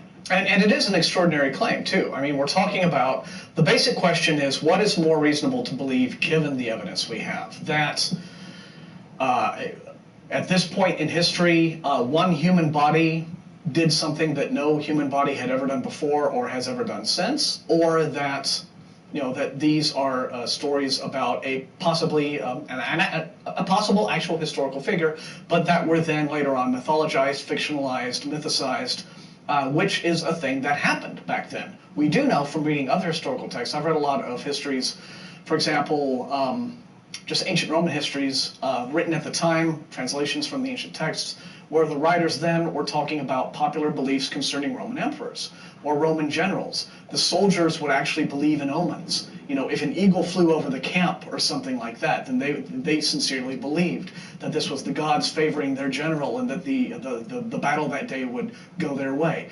So we know that people thought this way back then. They had these magical, mystical beliefs. It's not surprising that such stories, if Jesus was a figure who did some of the things that he's claimed to have done, that the people who believed in him and supported him would have just come up with such beliefs and tales themselves. That's not unusual. And it seems a much more plausible explanation than, no, a dead body actually came back to life. Yeah. So I see what you're saying. I don't agree. I believe that he really did. I see what you're saying, but I don't agree. It did raise from the dead. But I wanted to point out today was Epiphany, and the first reading was from Isaiah, which talked about the rulers of the earth will bring gold and frankincense. That was written 750 years before Christ's birth. Are you talking about the Messiah? Yeah. Well, what I'm saying is, actually, it was written 750 years before Christ's birth. Just a second, Faith, hang on, just a second. Actually, the Jews don't agree with you that that was written about the Messiah or that it was fulfilled. So, you say you disagree and that you believe he actually, was crucified and died and rose again. And I'm wondering why you actually believe it, because the why is the important part. It's probably more important than what you actually believe. Okay, do you believe that the Holocaust really existed? Yes. Okay, there are people that we come from Chicago, and there's a professor at Northwestern University in Chicago who wrote about how the Holocaust never happened. Yes, that was just all made up. There are Holocaust deniers. Unfortunately for them, we have a really good record, including survivors that rebut them. Yes, and you have all the survivors that you can talk to. Wait! You have the followers of Christ and their successors, No, and you on don't. for. You have the. You do realize the Gospels are anonymous, right? And that we can't go talk to any of those people, right? Who cares who wrote them? I would agree. The point is that those exist, and the apostles of Christ had successors that continued on and wrote, and the history, it's been going on for 2,000 years now. Well, that's not evidence, that's anecdote. Yeah. That is, you're basically saying that because this claim has been tenacious and lots of people have believed it, that it's believable, and that's simply false. Okay, and it comes back to the quality of evidence. Remember what I mentioned before. Holocaust deniers are going against a vast body of very easy to confirm evidence. And by the way, the Holocaust, natural event, no appeals to the supernatural. It's very, very different from the idea that there was this person who lived and performed miracles that violate the natural order and then rose from the dead. Yeah. Not all claims are the same. Some claims are extraordinary and require extraordinary evidence. Yeah. And by the way, if it turns out that there wasn't a Holocaust, that we have been duped by something, so what? My eternal life is not in any way dependent about whether or not I'm correct about the Holocaust. Mm-hmm. See, it comes down to this. Let me try to put some of this in context, so maybe that you'll sort of understand where we're coming from on it. You get farther back in time, and so it becomes a bit more difficult to come up with things to confirm the historicity of something, right? The accuracy of an account of something. The farther you go back in time, it is more and more difficult to find reliable accounts. That's just the nature of that, right? Oh, sure. Yeah. I'm researching a documentary about something that happened 130 years ago in Austin. Very difficult to find sources. The farther you go back, if I were to go back 300 or 400 years to some other, I would have a whole lot of work to do to find reliable sources. You're going back 2,000 years, again, much more difficult to find these reliable sources. Something that happened less than a century ago when you have photographs and film footage and, actual survivors who are interviewed. Okay, that's a very strong body of good evidence for something that is not an extraordinary claim. I mean, the Holocaust was extraordinary in terms of the degree of human cruelty that was going on. Right. But it's not extraordinary in that no one is claiming any kind of supernatural or divine agency is involved in any of this. Whereas if you're talking about, again, a human being rising from the dead and becoming a sort of God-man, or having always been a God-man and fulfilling some kind of divine plan, you now have several millennia where we're actually separated from the supposed event, plus a real dearth of any historical document that isn't like directly from the holy book of the religion that is all about worshiping this holy man. You have an inability to find, extra biblical documents that confirm any of these events. You have contradictions within the holy book themselves. Was there an earthquake? Yes, no. How many people turned up at the tomb? 2, 3, 4, 5, 7, 20. The Gospels themselves are very inconsistent on how they talk about the resurrection, how they describe the events. So again, just to get to the facts of things, it's a whole heck of a lot more difficult. So, you can't just look at something that happened 50, 60, 70 years ago and say this is on an equal footing of something that supposedly happened not only 2,000 years ago, but also had magic supposedly involved. There's a degree of things, and it's a false equivalence to say. And I'm going to let you respond in just a second. I just wanted one little thing that kind of dovetails onto what Martin was talking about.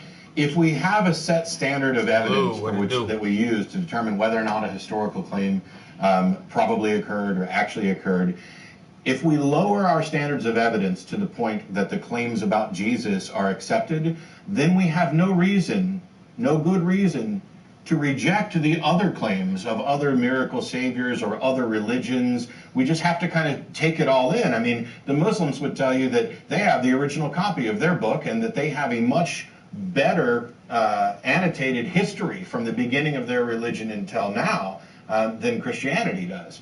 And so if we've lowered our standards of evidence so far that Jesus gets in and gets a pass on all the miracle stuff, then we'd be stuck believing everything, and we'd be believing contradictory things. The ancient Egyptians with all of their frescoes and their reliefs on their tomb walls, those are original documents, technically. But because they talk about, the Book of the Dead and their pantheon and all that, should we consider them credible just on those grounds? No. I mean, extraordinary claims require extraordinary evidence. When I called last time, I was asking about. But it's Jesus and God, so they get a pass. They don't have to go through the. And they were talking about how it was a whole bunch of matter squeezed together, and then it just exploded, and that's how we've got our universe and our planets. Well. And what I'm saying is, matter does not. It remains stable. So that means that some force had to bring that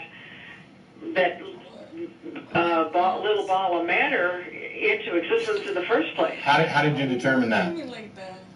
I mean, first of all, your explanation.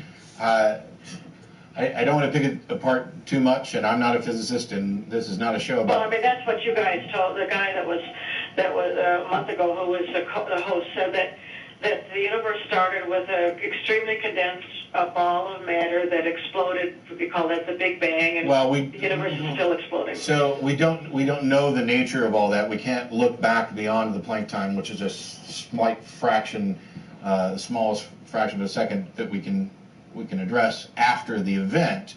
What we do know is that it happened, or at least something happened, and the evidence for the Big Bang model seems strong. It could be that the Big Bang model is actually an error, but science stops at that point and says, you know what, right now we can't go any further than this. We have no mechanism to go, and so it's unknown.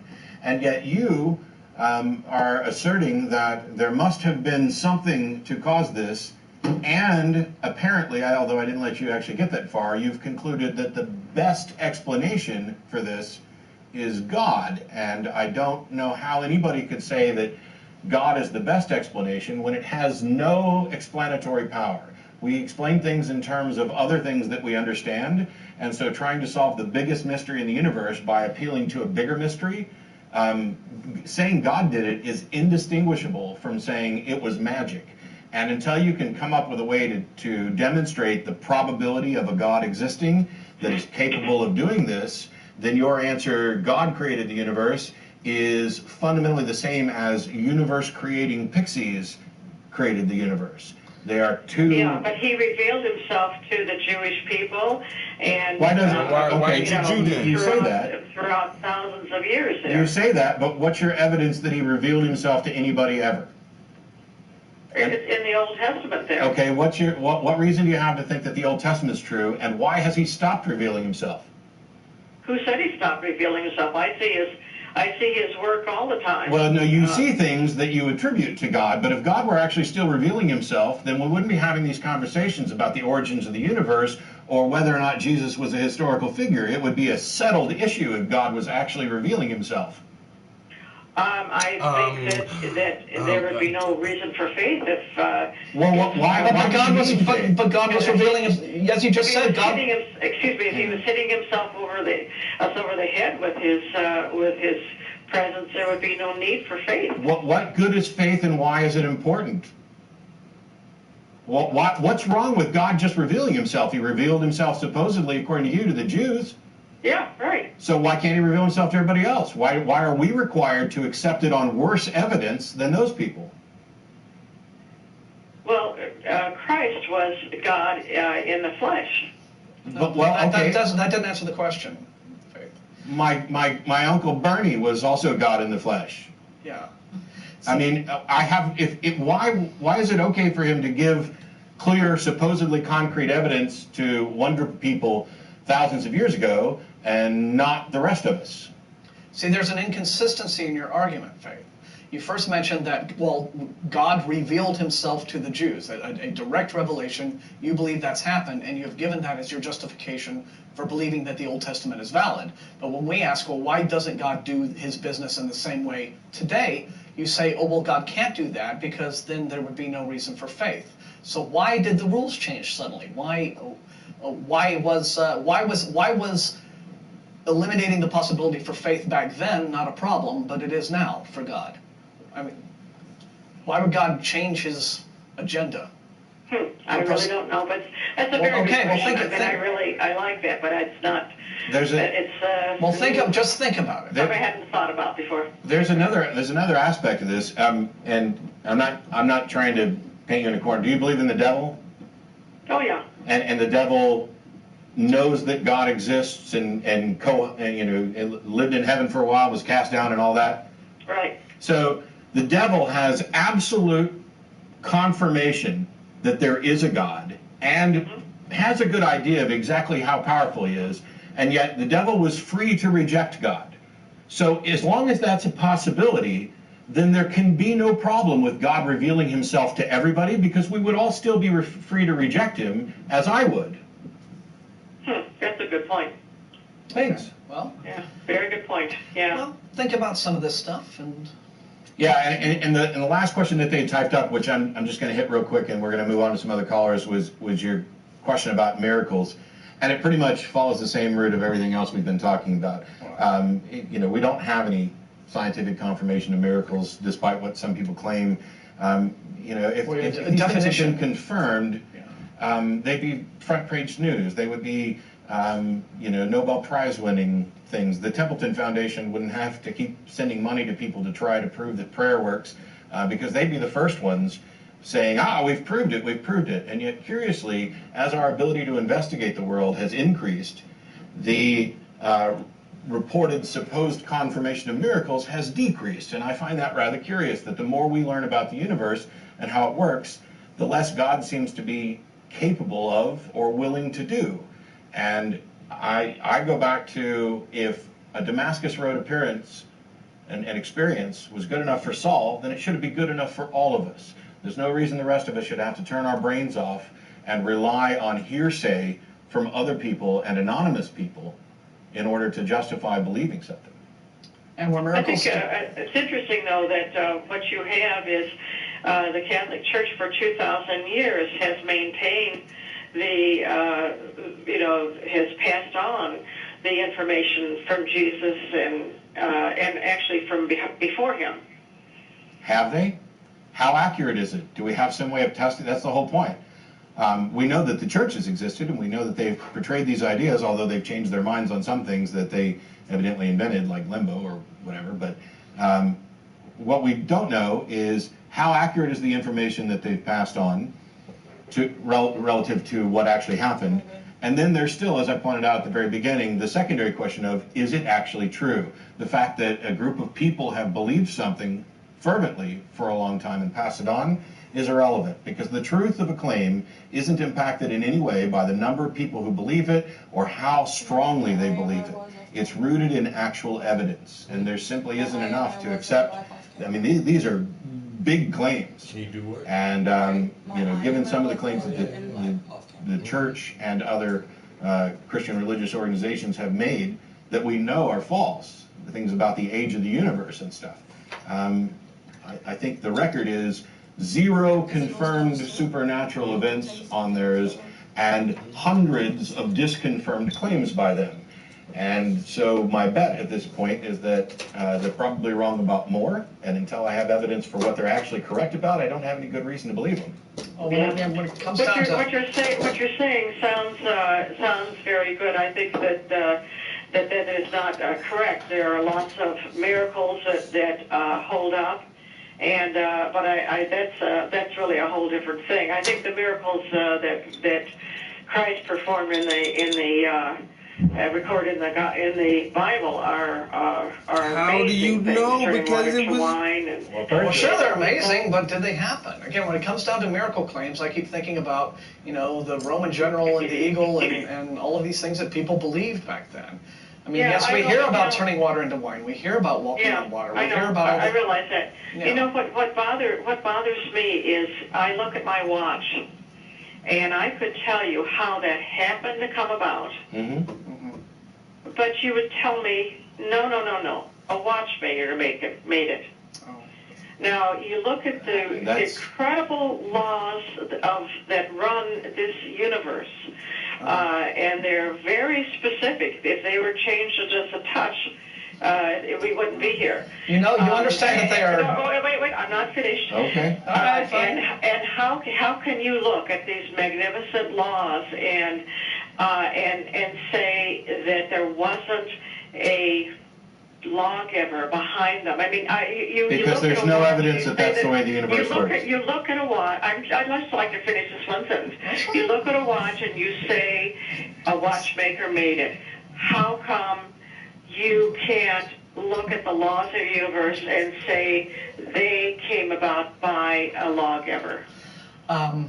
Faith, on the watchmaker analogy, okay, let's follow this through. Yeah. You find a watch on the beach. Yeah. You say, this must have been designed. Mm-hmm. How is it stand? Hold it.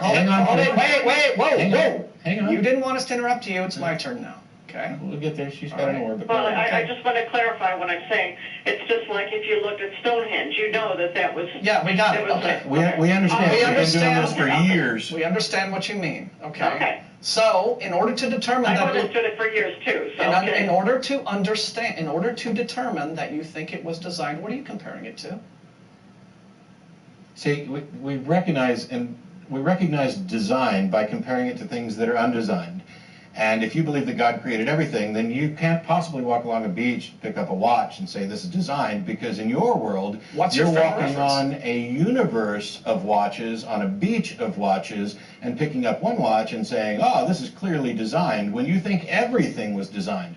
And the truth is, we don't recognize design by complexity. We recognize design because there is evidence for design and no evidence of something naturally occurring like that. And if we came across evidence that watches were naturally occurring, we'd be in a pickle. But we know that watches are designed because we already know the process by which watches were designed. If you walked onto another planet and were walking around and you found something, how could you tell whether or not it was designed if you have no knowledge of that civilization, or if there was a civilization? And the answer is you would have to contrast it to something.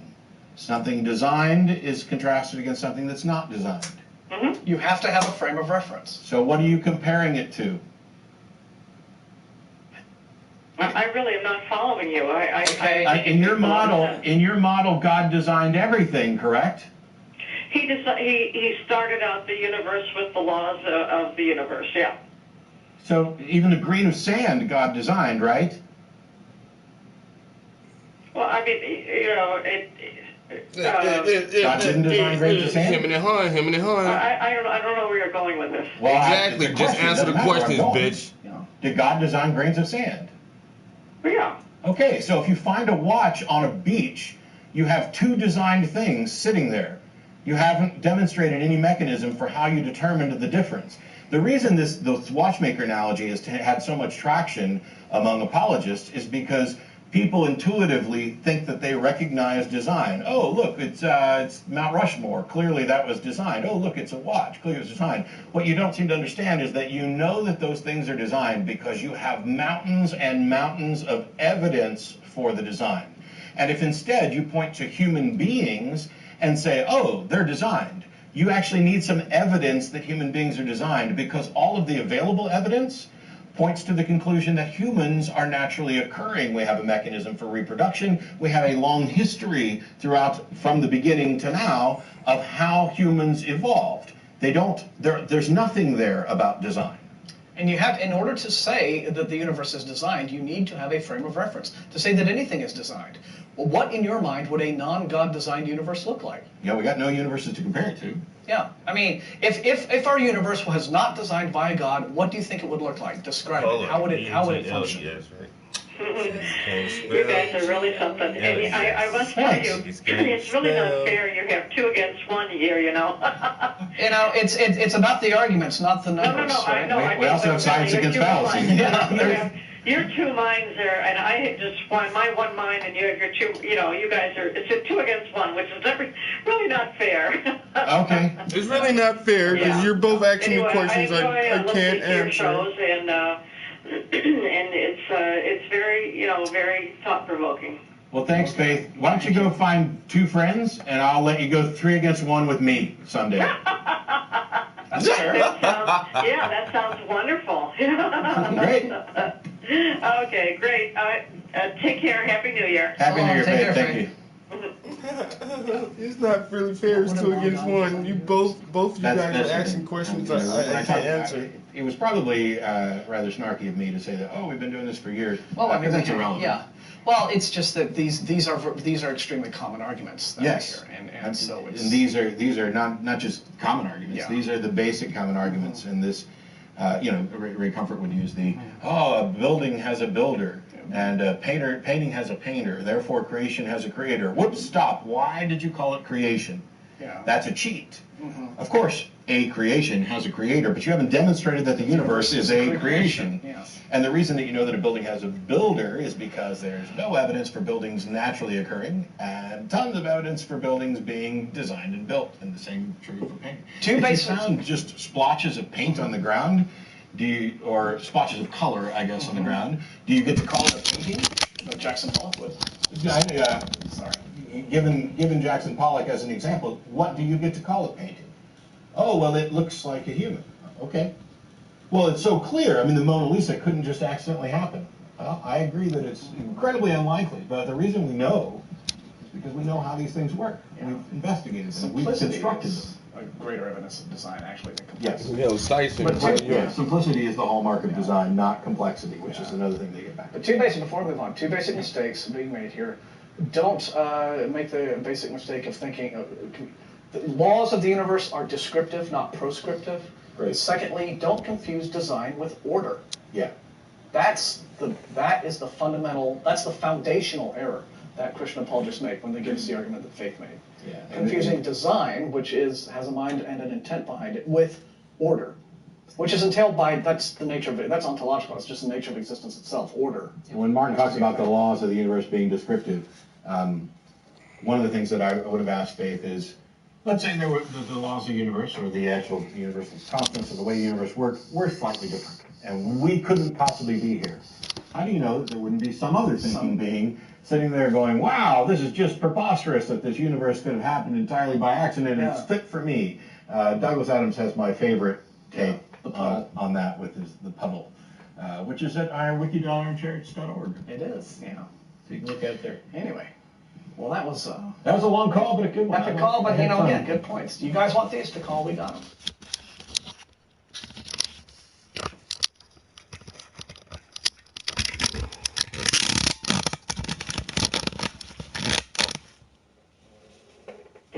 Ahmed, hi. Sorry for the mispronunciation. That's okay.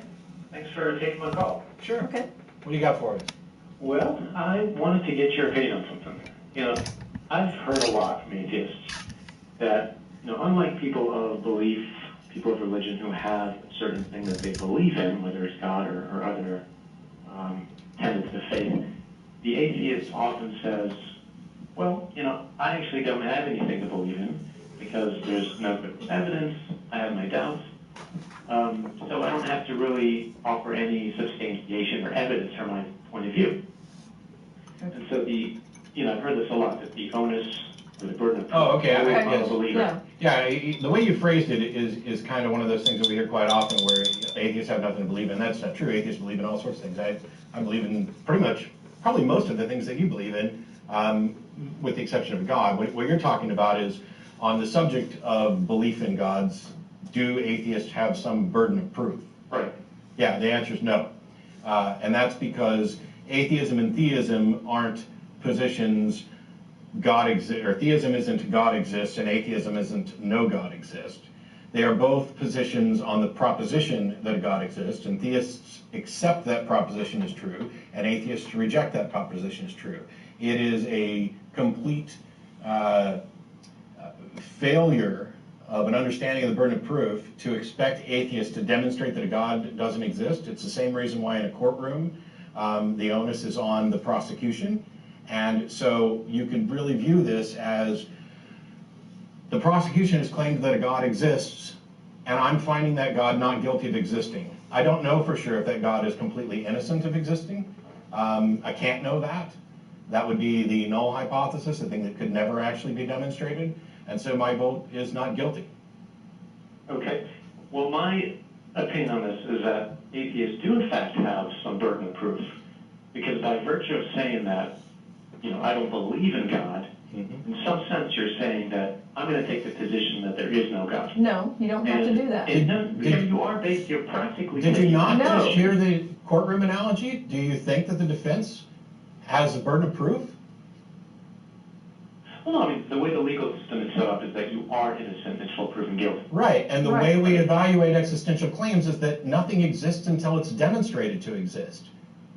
Well, generally speaking, but there are times where you have to assume that something exists, even if you don't have good evidence. No, why would you ever do that? Only because the alternative also becomes less believable. Now, in the case of atheism... No, can you give an example of this? There is no God. Can you give an example of this wild-ass assertion you just made? Okay, that it's... I'll give an example when it comes to theism. If you're going to say that there is potentially... Now, there are two possibilities, right? There either is God or there isn't, correct? Correct. So one of those two has to be true. Correct. So if you're going to say, well, I think it's more likely that there is no God, because as an atheist, that's what you're saying. You're saying it's more likely that there is no God. No. Correct? No. No? No. We've explained to you that you don't have to say that. No. What we're saying is that we don't believe. I understand, but which is more likely in your point of view? What I'm saying is that you haven't presented evidence sufficient for me to accept your claim that a God exists. It may be the case. If you do, I will believe. I haven't tried to prove that God exists. I'm simply asking you what you think is more likely. The answer is, I don't know. It may be the case that we can't determine which one is more likely. However, If you'd like somebody to defend the case for anti-theism, the position that it's more likely that a God doesn't exist, that can be done too, and I'm happy to do it, but that isn't atheism, and it's not anything that I'm required to do. And I'm very reluctant to allow people to shift the burden of proof, because it is theism that has that burden of proof, because they are making an assertion that the proposition some God exists is true. But I think you're making that assertion right now to say that the burden of proof is on the theist. Okay, look, I'm not going to argue. No, stop. And if we're going to stop, listen to me. There are two possibilities. A God exists or no God exists. Right. That is about what is actually true. Theism and atheism both address only this one proposition. It is what is your belief about this proposition, much in the same way that the defendant is actually guilty or innocent, but we only address the question of guilt. And you either believe that the defendant is guilty or you do not believe that the defendant is guilty. And saying that you do not believe the defendant is guilty does not mean that you believe the defendant is innocent, and it does not mean that you have made any kind of statement about which is more likely. It means that you have not been convinced of the burden of proof that is on the actual claim. That's it. Can I discuss that example then that you bring up? Sure. All right, so if you have someone who's convicted or accused of a crime, and you would like to take the position that he's innocent until proven guilty, okay, fine. The burden of proof is on the accuser.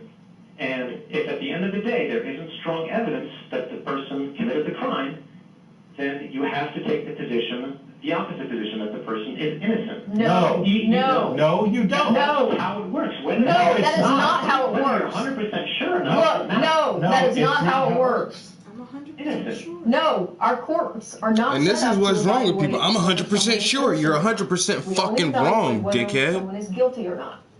Okay. If someone The best fucking case, O.J. Simpson. Did O.J. kill his wife and that dude? More than likely, he probably did kill these motherfuckers. Could they prove it? They could not prove that he was guilty of the crime. So he was acquitted. That does not mean that people thought he was fucking innocent.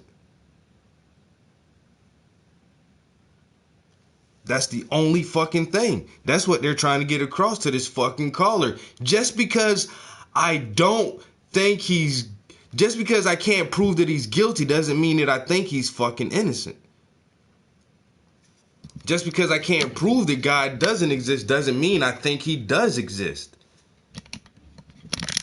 It's the same fucking shit. This dude is, I'm 100% sure that if you don't think he's guilty, that means you think he's innocent. No, you don't have to think a person is fucking innocent just because you don't have the proof. That's how they tried to get Ghost and motherfucking Power the whole time. They know this dude is guilty as shit. They can't prove it though. They could never ever prove the shit. And they had to let him go.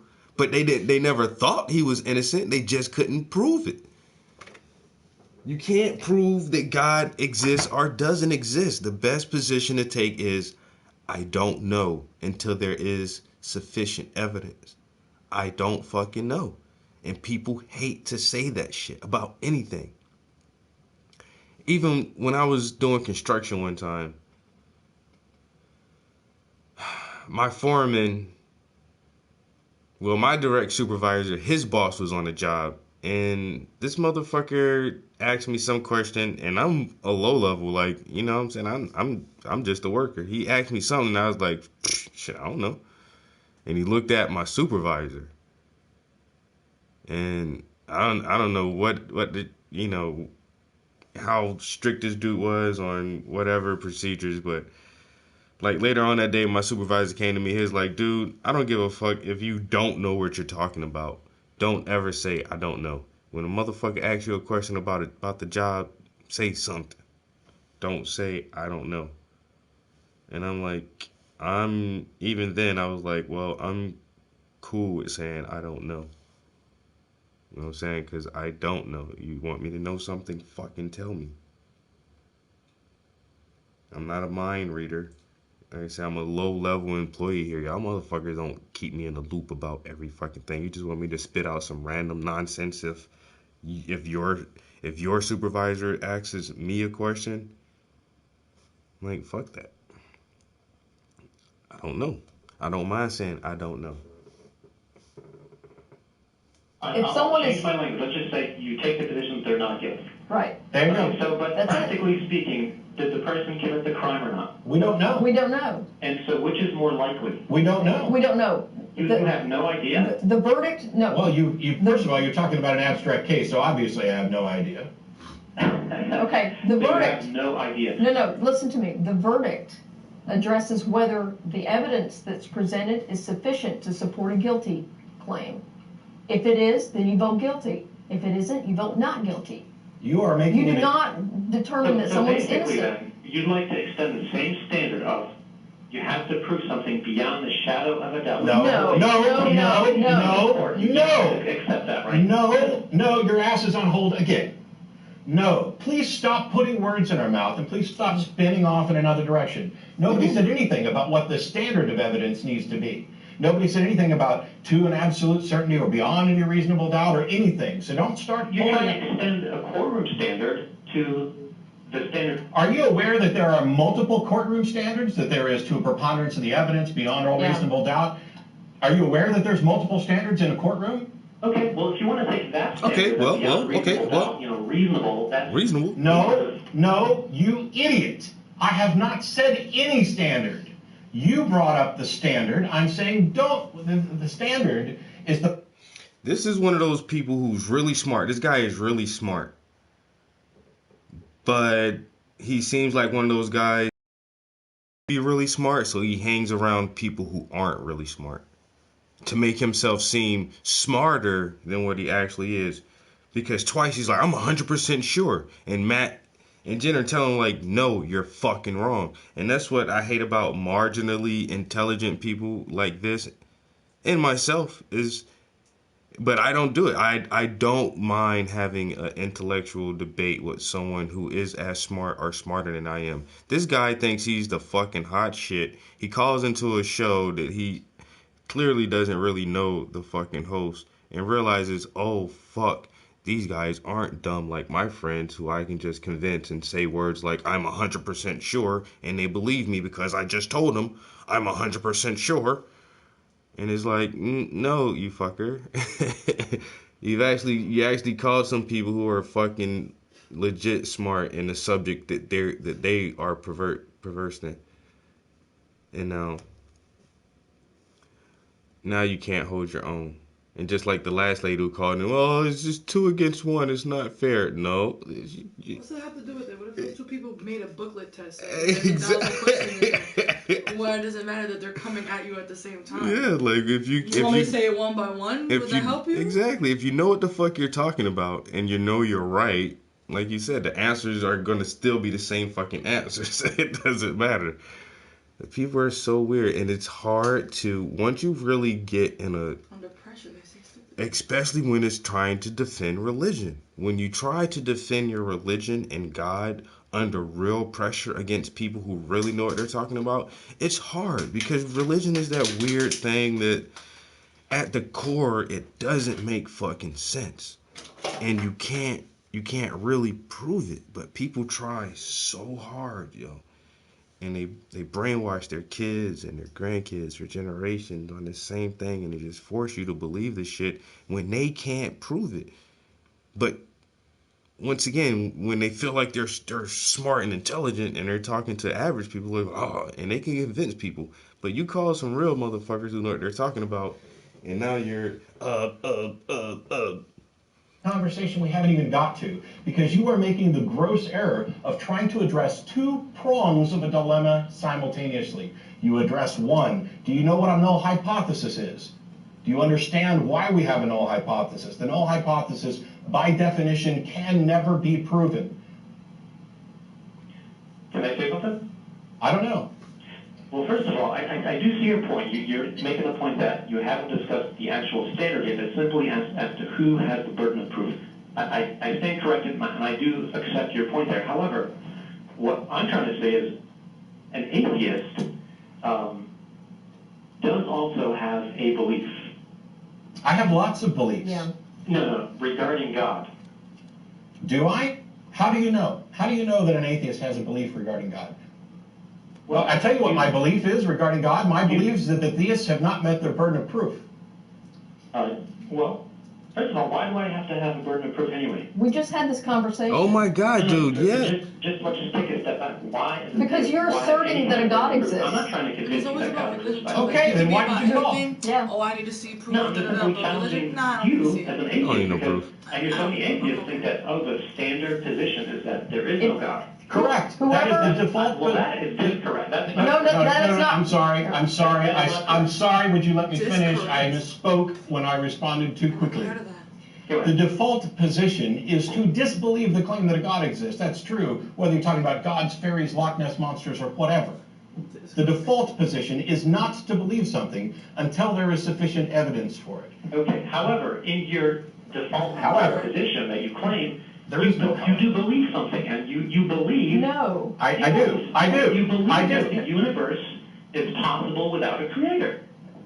You believe that the first living cell can come about without some force or entity designing. No, you don't even have to go there. No. Oh, for Christ's sake. I was saying no because I knew he was going there. He's on hold. I didn't hang up on him. I want to let you finish. No, all of these other things that you're bootstrapping onto a rejection of your claim that a God exists are completely irrelevant to the claim. This is basic logic 101. If you assert that something exists, you bear the burden of proof of demonstrating that that thing that you assert exists. I saw Bigfoot. Prove it. Prove it, exactly. And I am. I saw a spaceship. Computer, yeah, the computer right here. Okay, you can prove the computer's there. The stuff that you're trying to. I believe in God. Okay, prove it. Saying, oh, well, God if is you're real. found guilty on the defendant, then you actually believe that it's possible that somebody else committed the crime. Well, yeah, I guess so. True. But that's not anything that I have to demonstrate is actually true, because that you're attempting by 5 different methods here to shift the burden of proof away. I'm not saying you have to demonstrate that someone else is guilty, but you have to at the very least have to acknowledge that by saying this person is not guilty, then chances are, or it's possible that someone else is guilty. So when you say that, I don't know if God exists, I'm gonna assume he doesn't, or act like or live my life as if he doesn't, then you're opening up all these other possibilities that also are unsupported and are not default positions.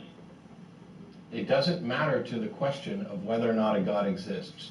That is just another way of attempting to shift the burden of proof. But, as I said, if you want a defense of the anti-theistic position, I point out that there have been thousands and thousands and thousands of gods that people have posited, and pretty much everybody rejects all of them except for the one that they cling to. Now, did they have to go around demonstrating that all these other gods were false? No. No, Did they have to demonstrate other gods or multiple gods? They often believe for the standard reasons that people have a certain religion. Yeah, they don't understand the burden of proof. They don't understand the nature of evidence. They don't understand. I totally agree with you. Okay. But that doesn't mean that you can't distinguish between the different gods and give supporting arguments for one conception over another. Sure, and there's been lots of arguments for the various different gods posited. And none of them... weak except for the belief in a transcendent monotheistic God. I think everything else fails. And I think that one fails as well. Yeah. Would you like to defend that transcendent monotheistic God, or are you just in the business of trying to shirk off the burden of proof? No, I don't want to shirk off anything. I'll give you my evidence.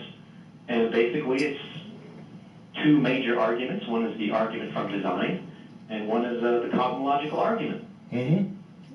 So to explain life, especially the first living cell, which is so intricately complex, to just imagine that can evolve randomly from this organic soup, unguided, is ludicrous. That's called an argument from ignorance fallacy. No, it's not. Yes, it is. It actually is a probabilistic argument. No, it's not, because No, it's not, because you can't possibly have any data. This is something you can't investigate. You can't determine what the probability of this actually is. You don't have sufficient. You don't have sufficient information to come up with the probability.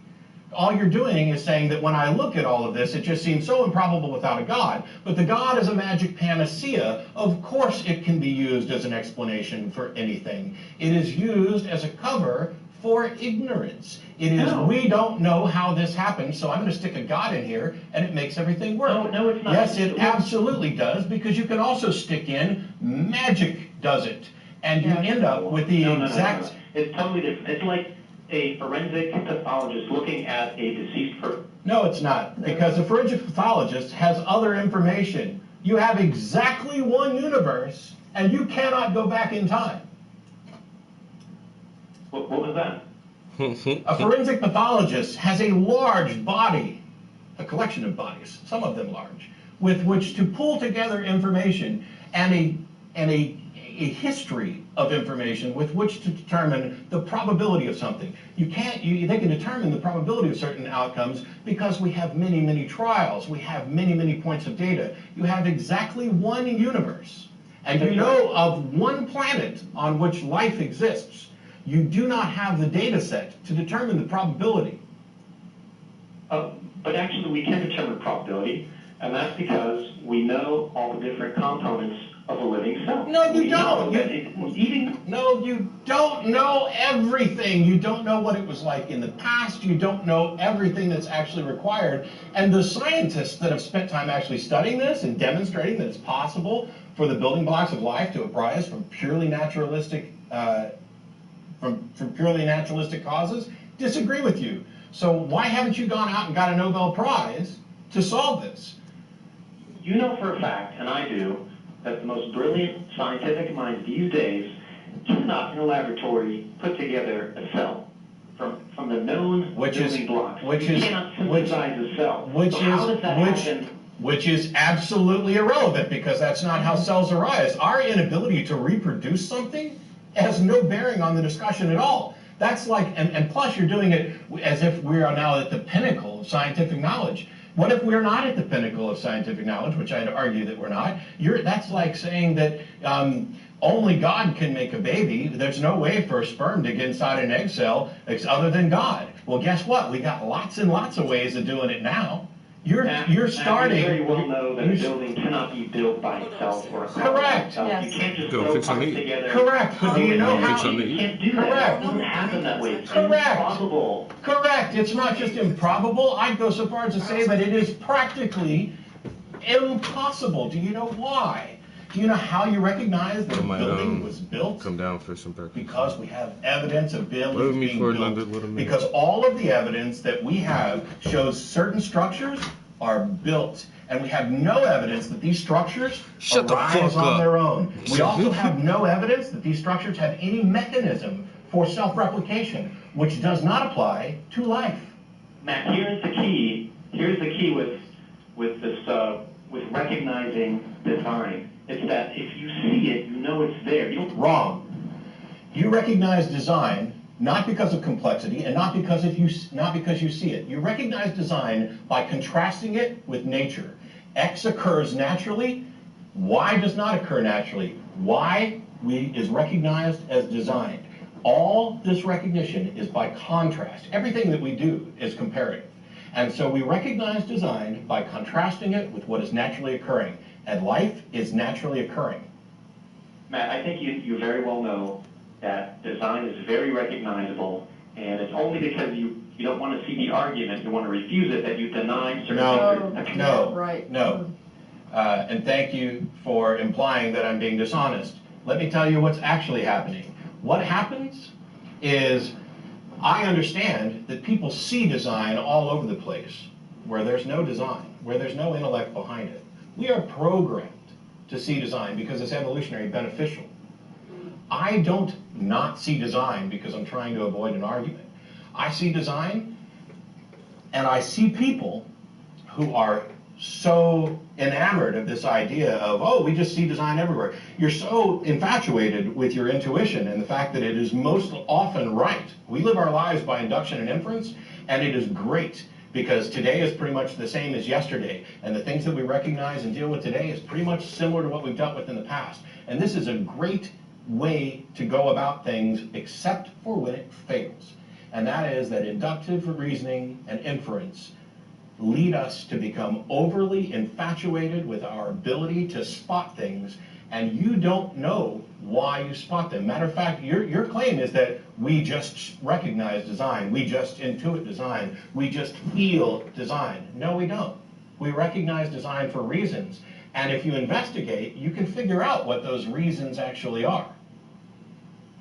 I think you've sort of lost me there with that last part, to be honest. Okay. Because of panacea, when you say, oh, we were evolved to think this way or to recognize design, I think that's just an assertion. That's baseless, to be honest. So, no, actually, we have pretty good evidence that yeah, I we've mean, evolved are you like... as pattern-seeking... I'm sorry, I'm sorry, I assumed that you accept evolution just generally, because... I accept evolution in the sense that creatures, animals, living beings did change over time, no question. But as to the mechanism, yeah, that's very much in doubt. And in fact, it's... No, there's no doubt about the mechanism. There is doubt. Well, okay, there's not. You have doubts. The scientific community doesn't have doubts about natural selection. I'm sorry? You may have doubts. The scientific community has no doubt about natural selection. Or, well, I won't say no doubt. I suppose there's some outlying possibility that natural selection could be turned on its head, but don't make it out. Oh my gosh, let me finish. Don't make it out like there's significant doubt or even noticeable doubt about the fact of evolution and the process of natural selection, because there's not. Again, I don't doubt natural selection for 1 second. What I doubt, and seriously doubt, is that natural selection and mutation can bring about new organs, new creatures, new species. That is why would you doubt that when we've demonstrated speciation in the lab? And what is it about this? Do you just not think there was enough time? Because certainly little changes would have to add up over time. It's not just that there's enough time. I think if you get all the time in the world, I think it really comes down to probability. If something is highly improbable, it becomes practically impossible. Dark. Unless it is being guided. That's just natural selection. Natural selection is what guides it. Natural selection is. Actually, we evolved from a relative of what we would consider to be monkeys today, from the genus Homo sapien. So it's just like even today, in when you look at different races of humans, we're very, very, very, very similar, like 99.9% similar. But do you know why Yao Ming was such a sensation? Why was Yao Ming such a sensation?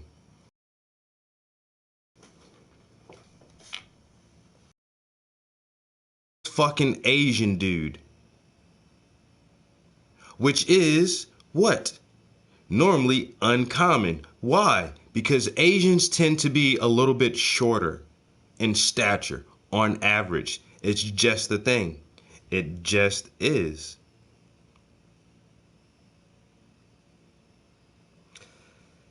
And so even within our human family, we have evolved differently to look different and to be different sizes, to have different skin colors and hair textures. That's an evolution just within the human family that took several thousands of years. Now, trying to trace all of humans back to our most common ancestor, it was a very, very common ancestor with modern day apes.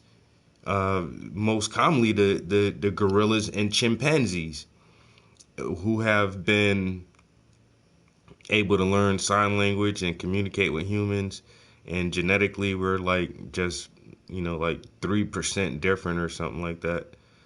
So what they're saying is just that, I don't know, you got that one smart cousin in the family. It was a whole family of these primitive apes, and a group of them were just a little bit smarter and evolved tools and walking upright.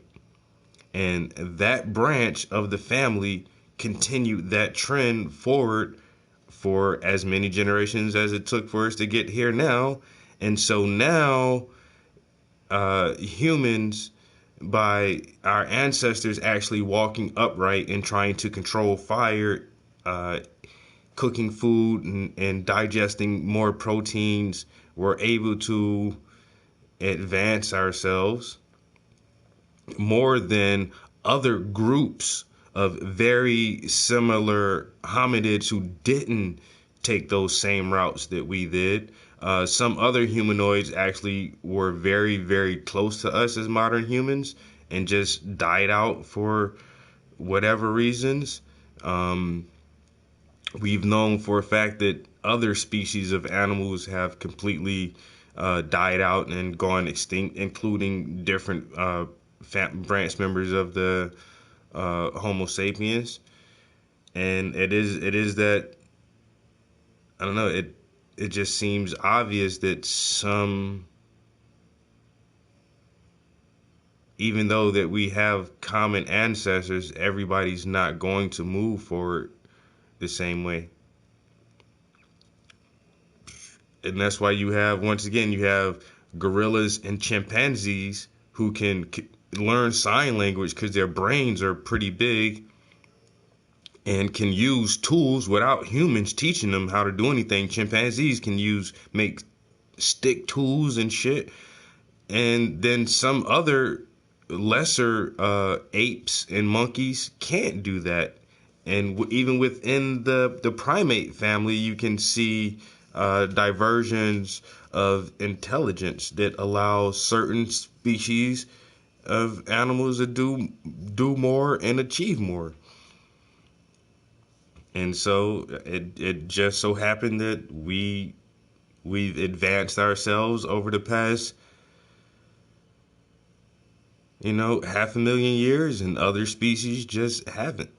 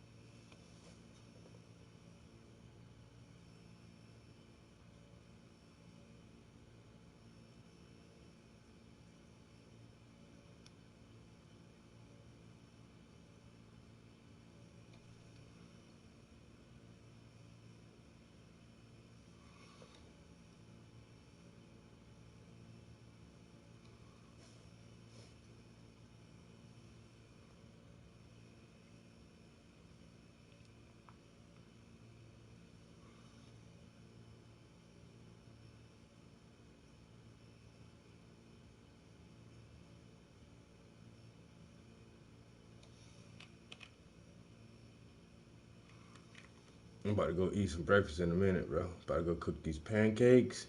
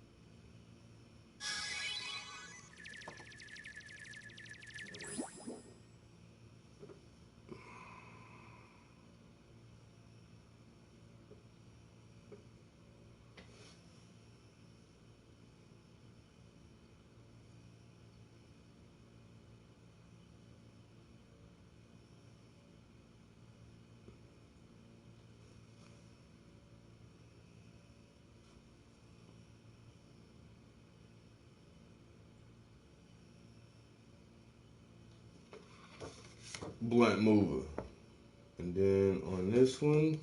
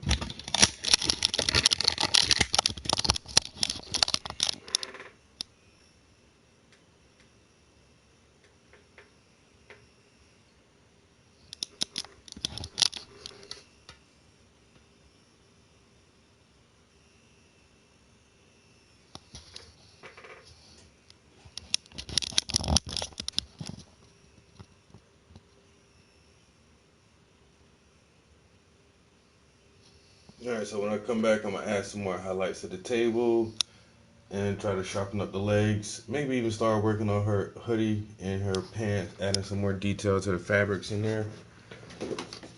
I definitely need to come back in here later on today. Oh no, picture fell right in the paint. I hate when that happens. Cause definitely want to get some more done on here. This background is starting to come along really nicely now. I have a few more quotes I want to put on there, but I want some of this stuff to overlap and overlay each other, so I'll wait for this background right now to dry up, and then we can start writing some stuff on top of that. It'll be too hard to go right on top of most of that wet paint. Oh wow, did not realize I set the camera right there, like half-assed. But yeah, the wall is turning out good. That old chalkboard wall. Looking nice. God is not great. Addicted to freedom. None of us is our job. Can't hang with chickens if you expect to soar with eagles given to me by my man. The exile one arisen. Call me. Here's my number. The first 5 days after the weekend are the hardest. Everybody wants to live on top of the mountain, but all the growth and all the happiness and growth occurs while you're climbing it. I shut my eyes in order to see. Now serving a tall glass of Shut the Fuck Up by my man Blunt Move. Your fear of looking stupid is holding you back. The Black Scranton Project. Wu-Tang is for the kids. Wu-Tang. How can hip hop die when Wu-Tang is forever? You know what I'm saying? Peace. Aliens. Painting is another way of keeping a diary. I like that one.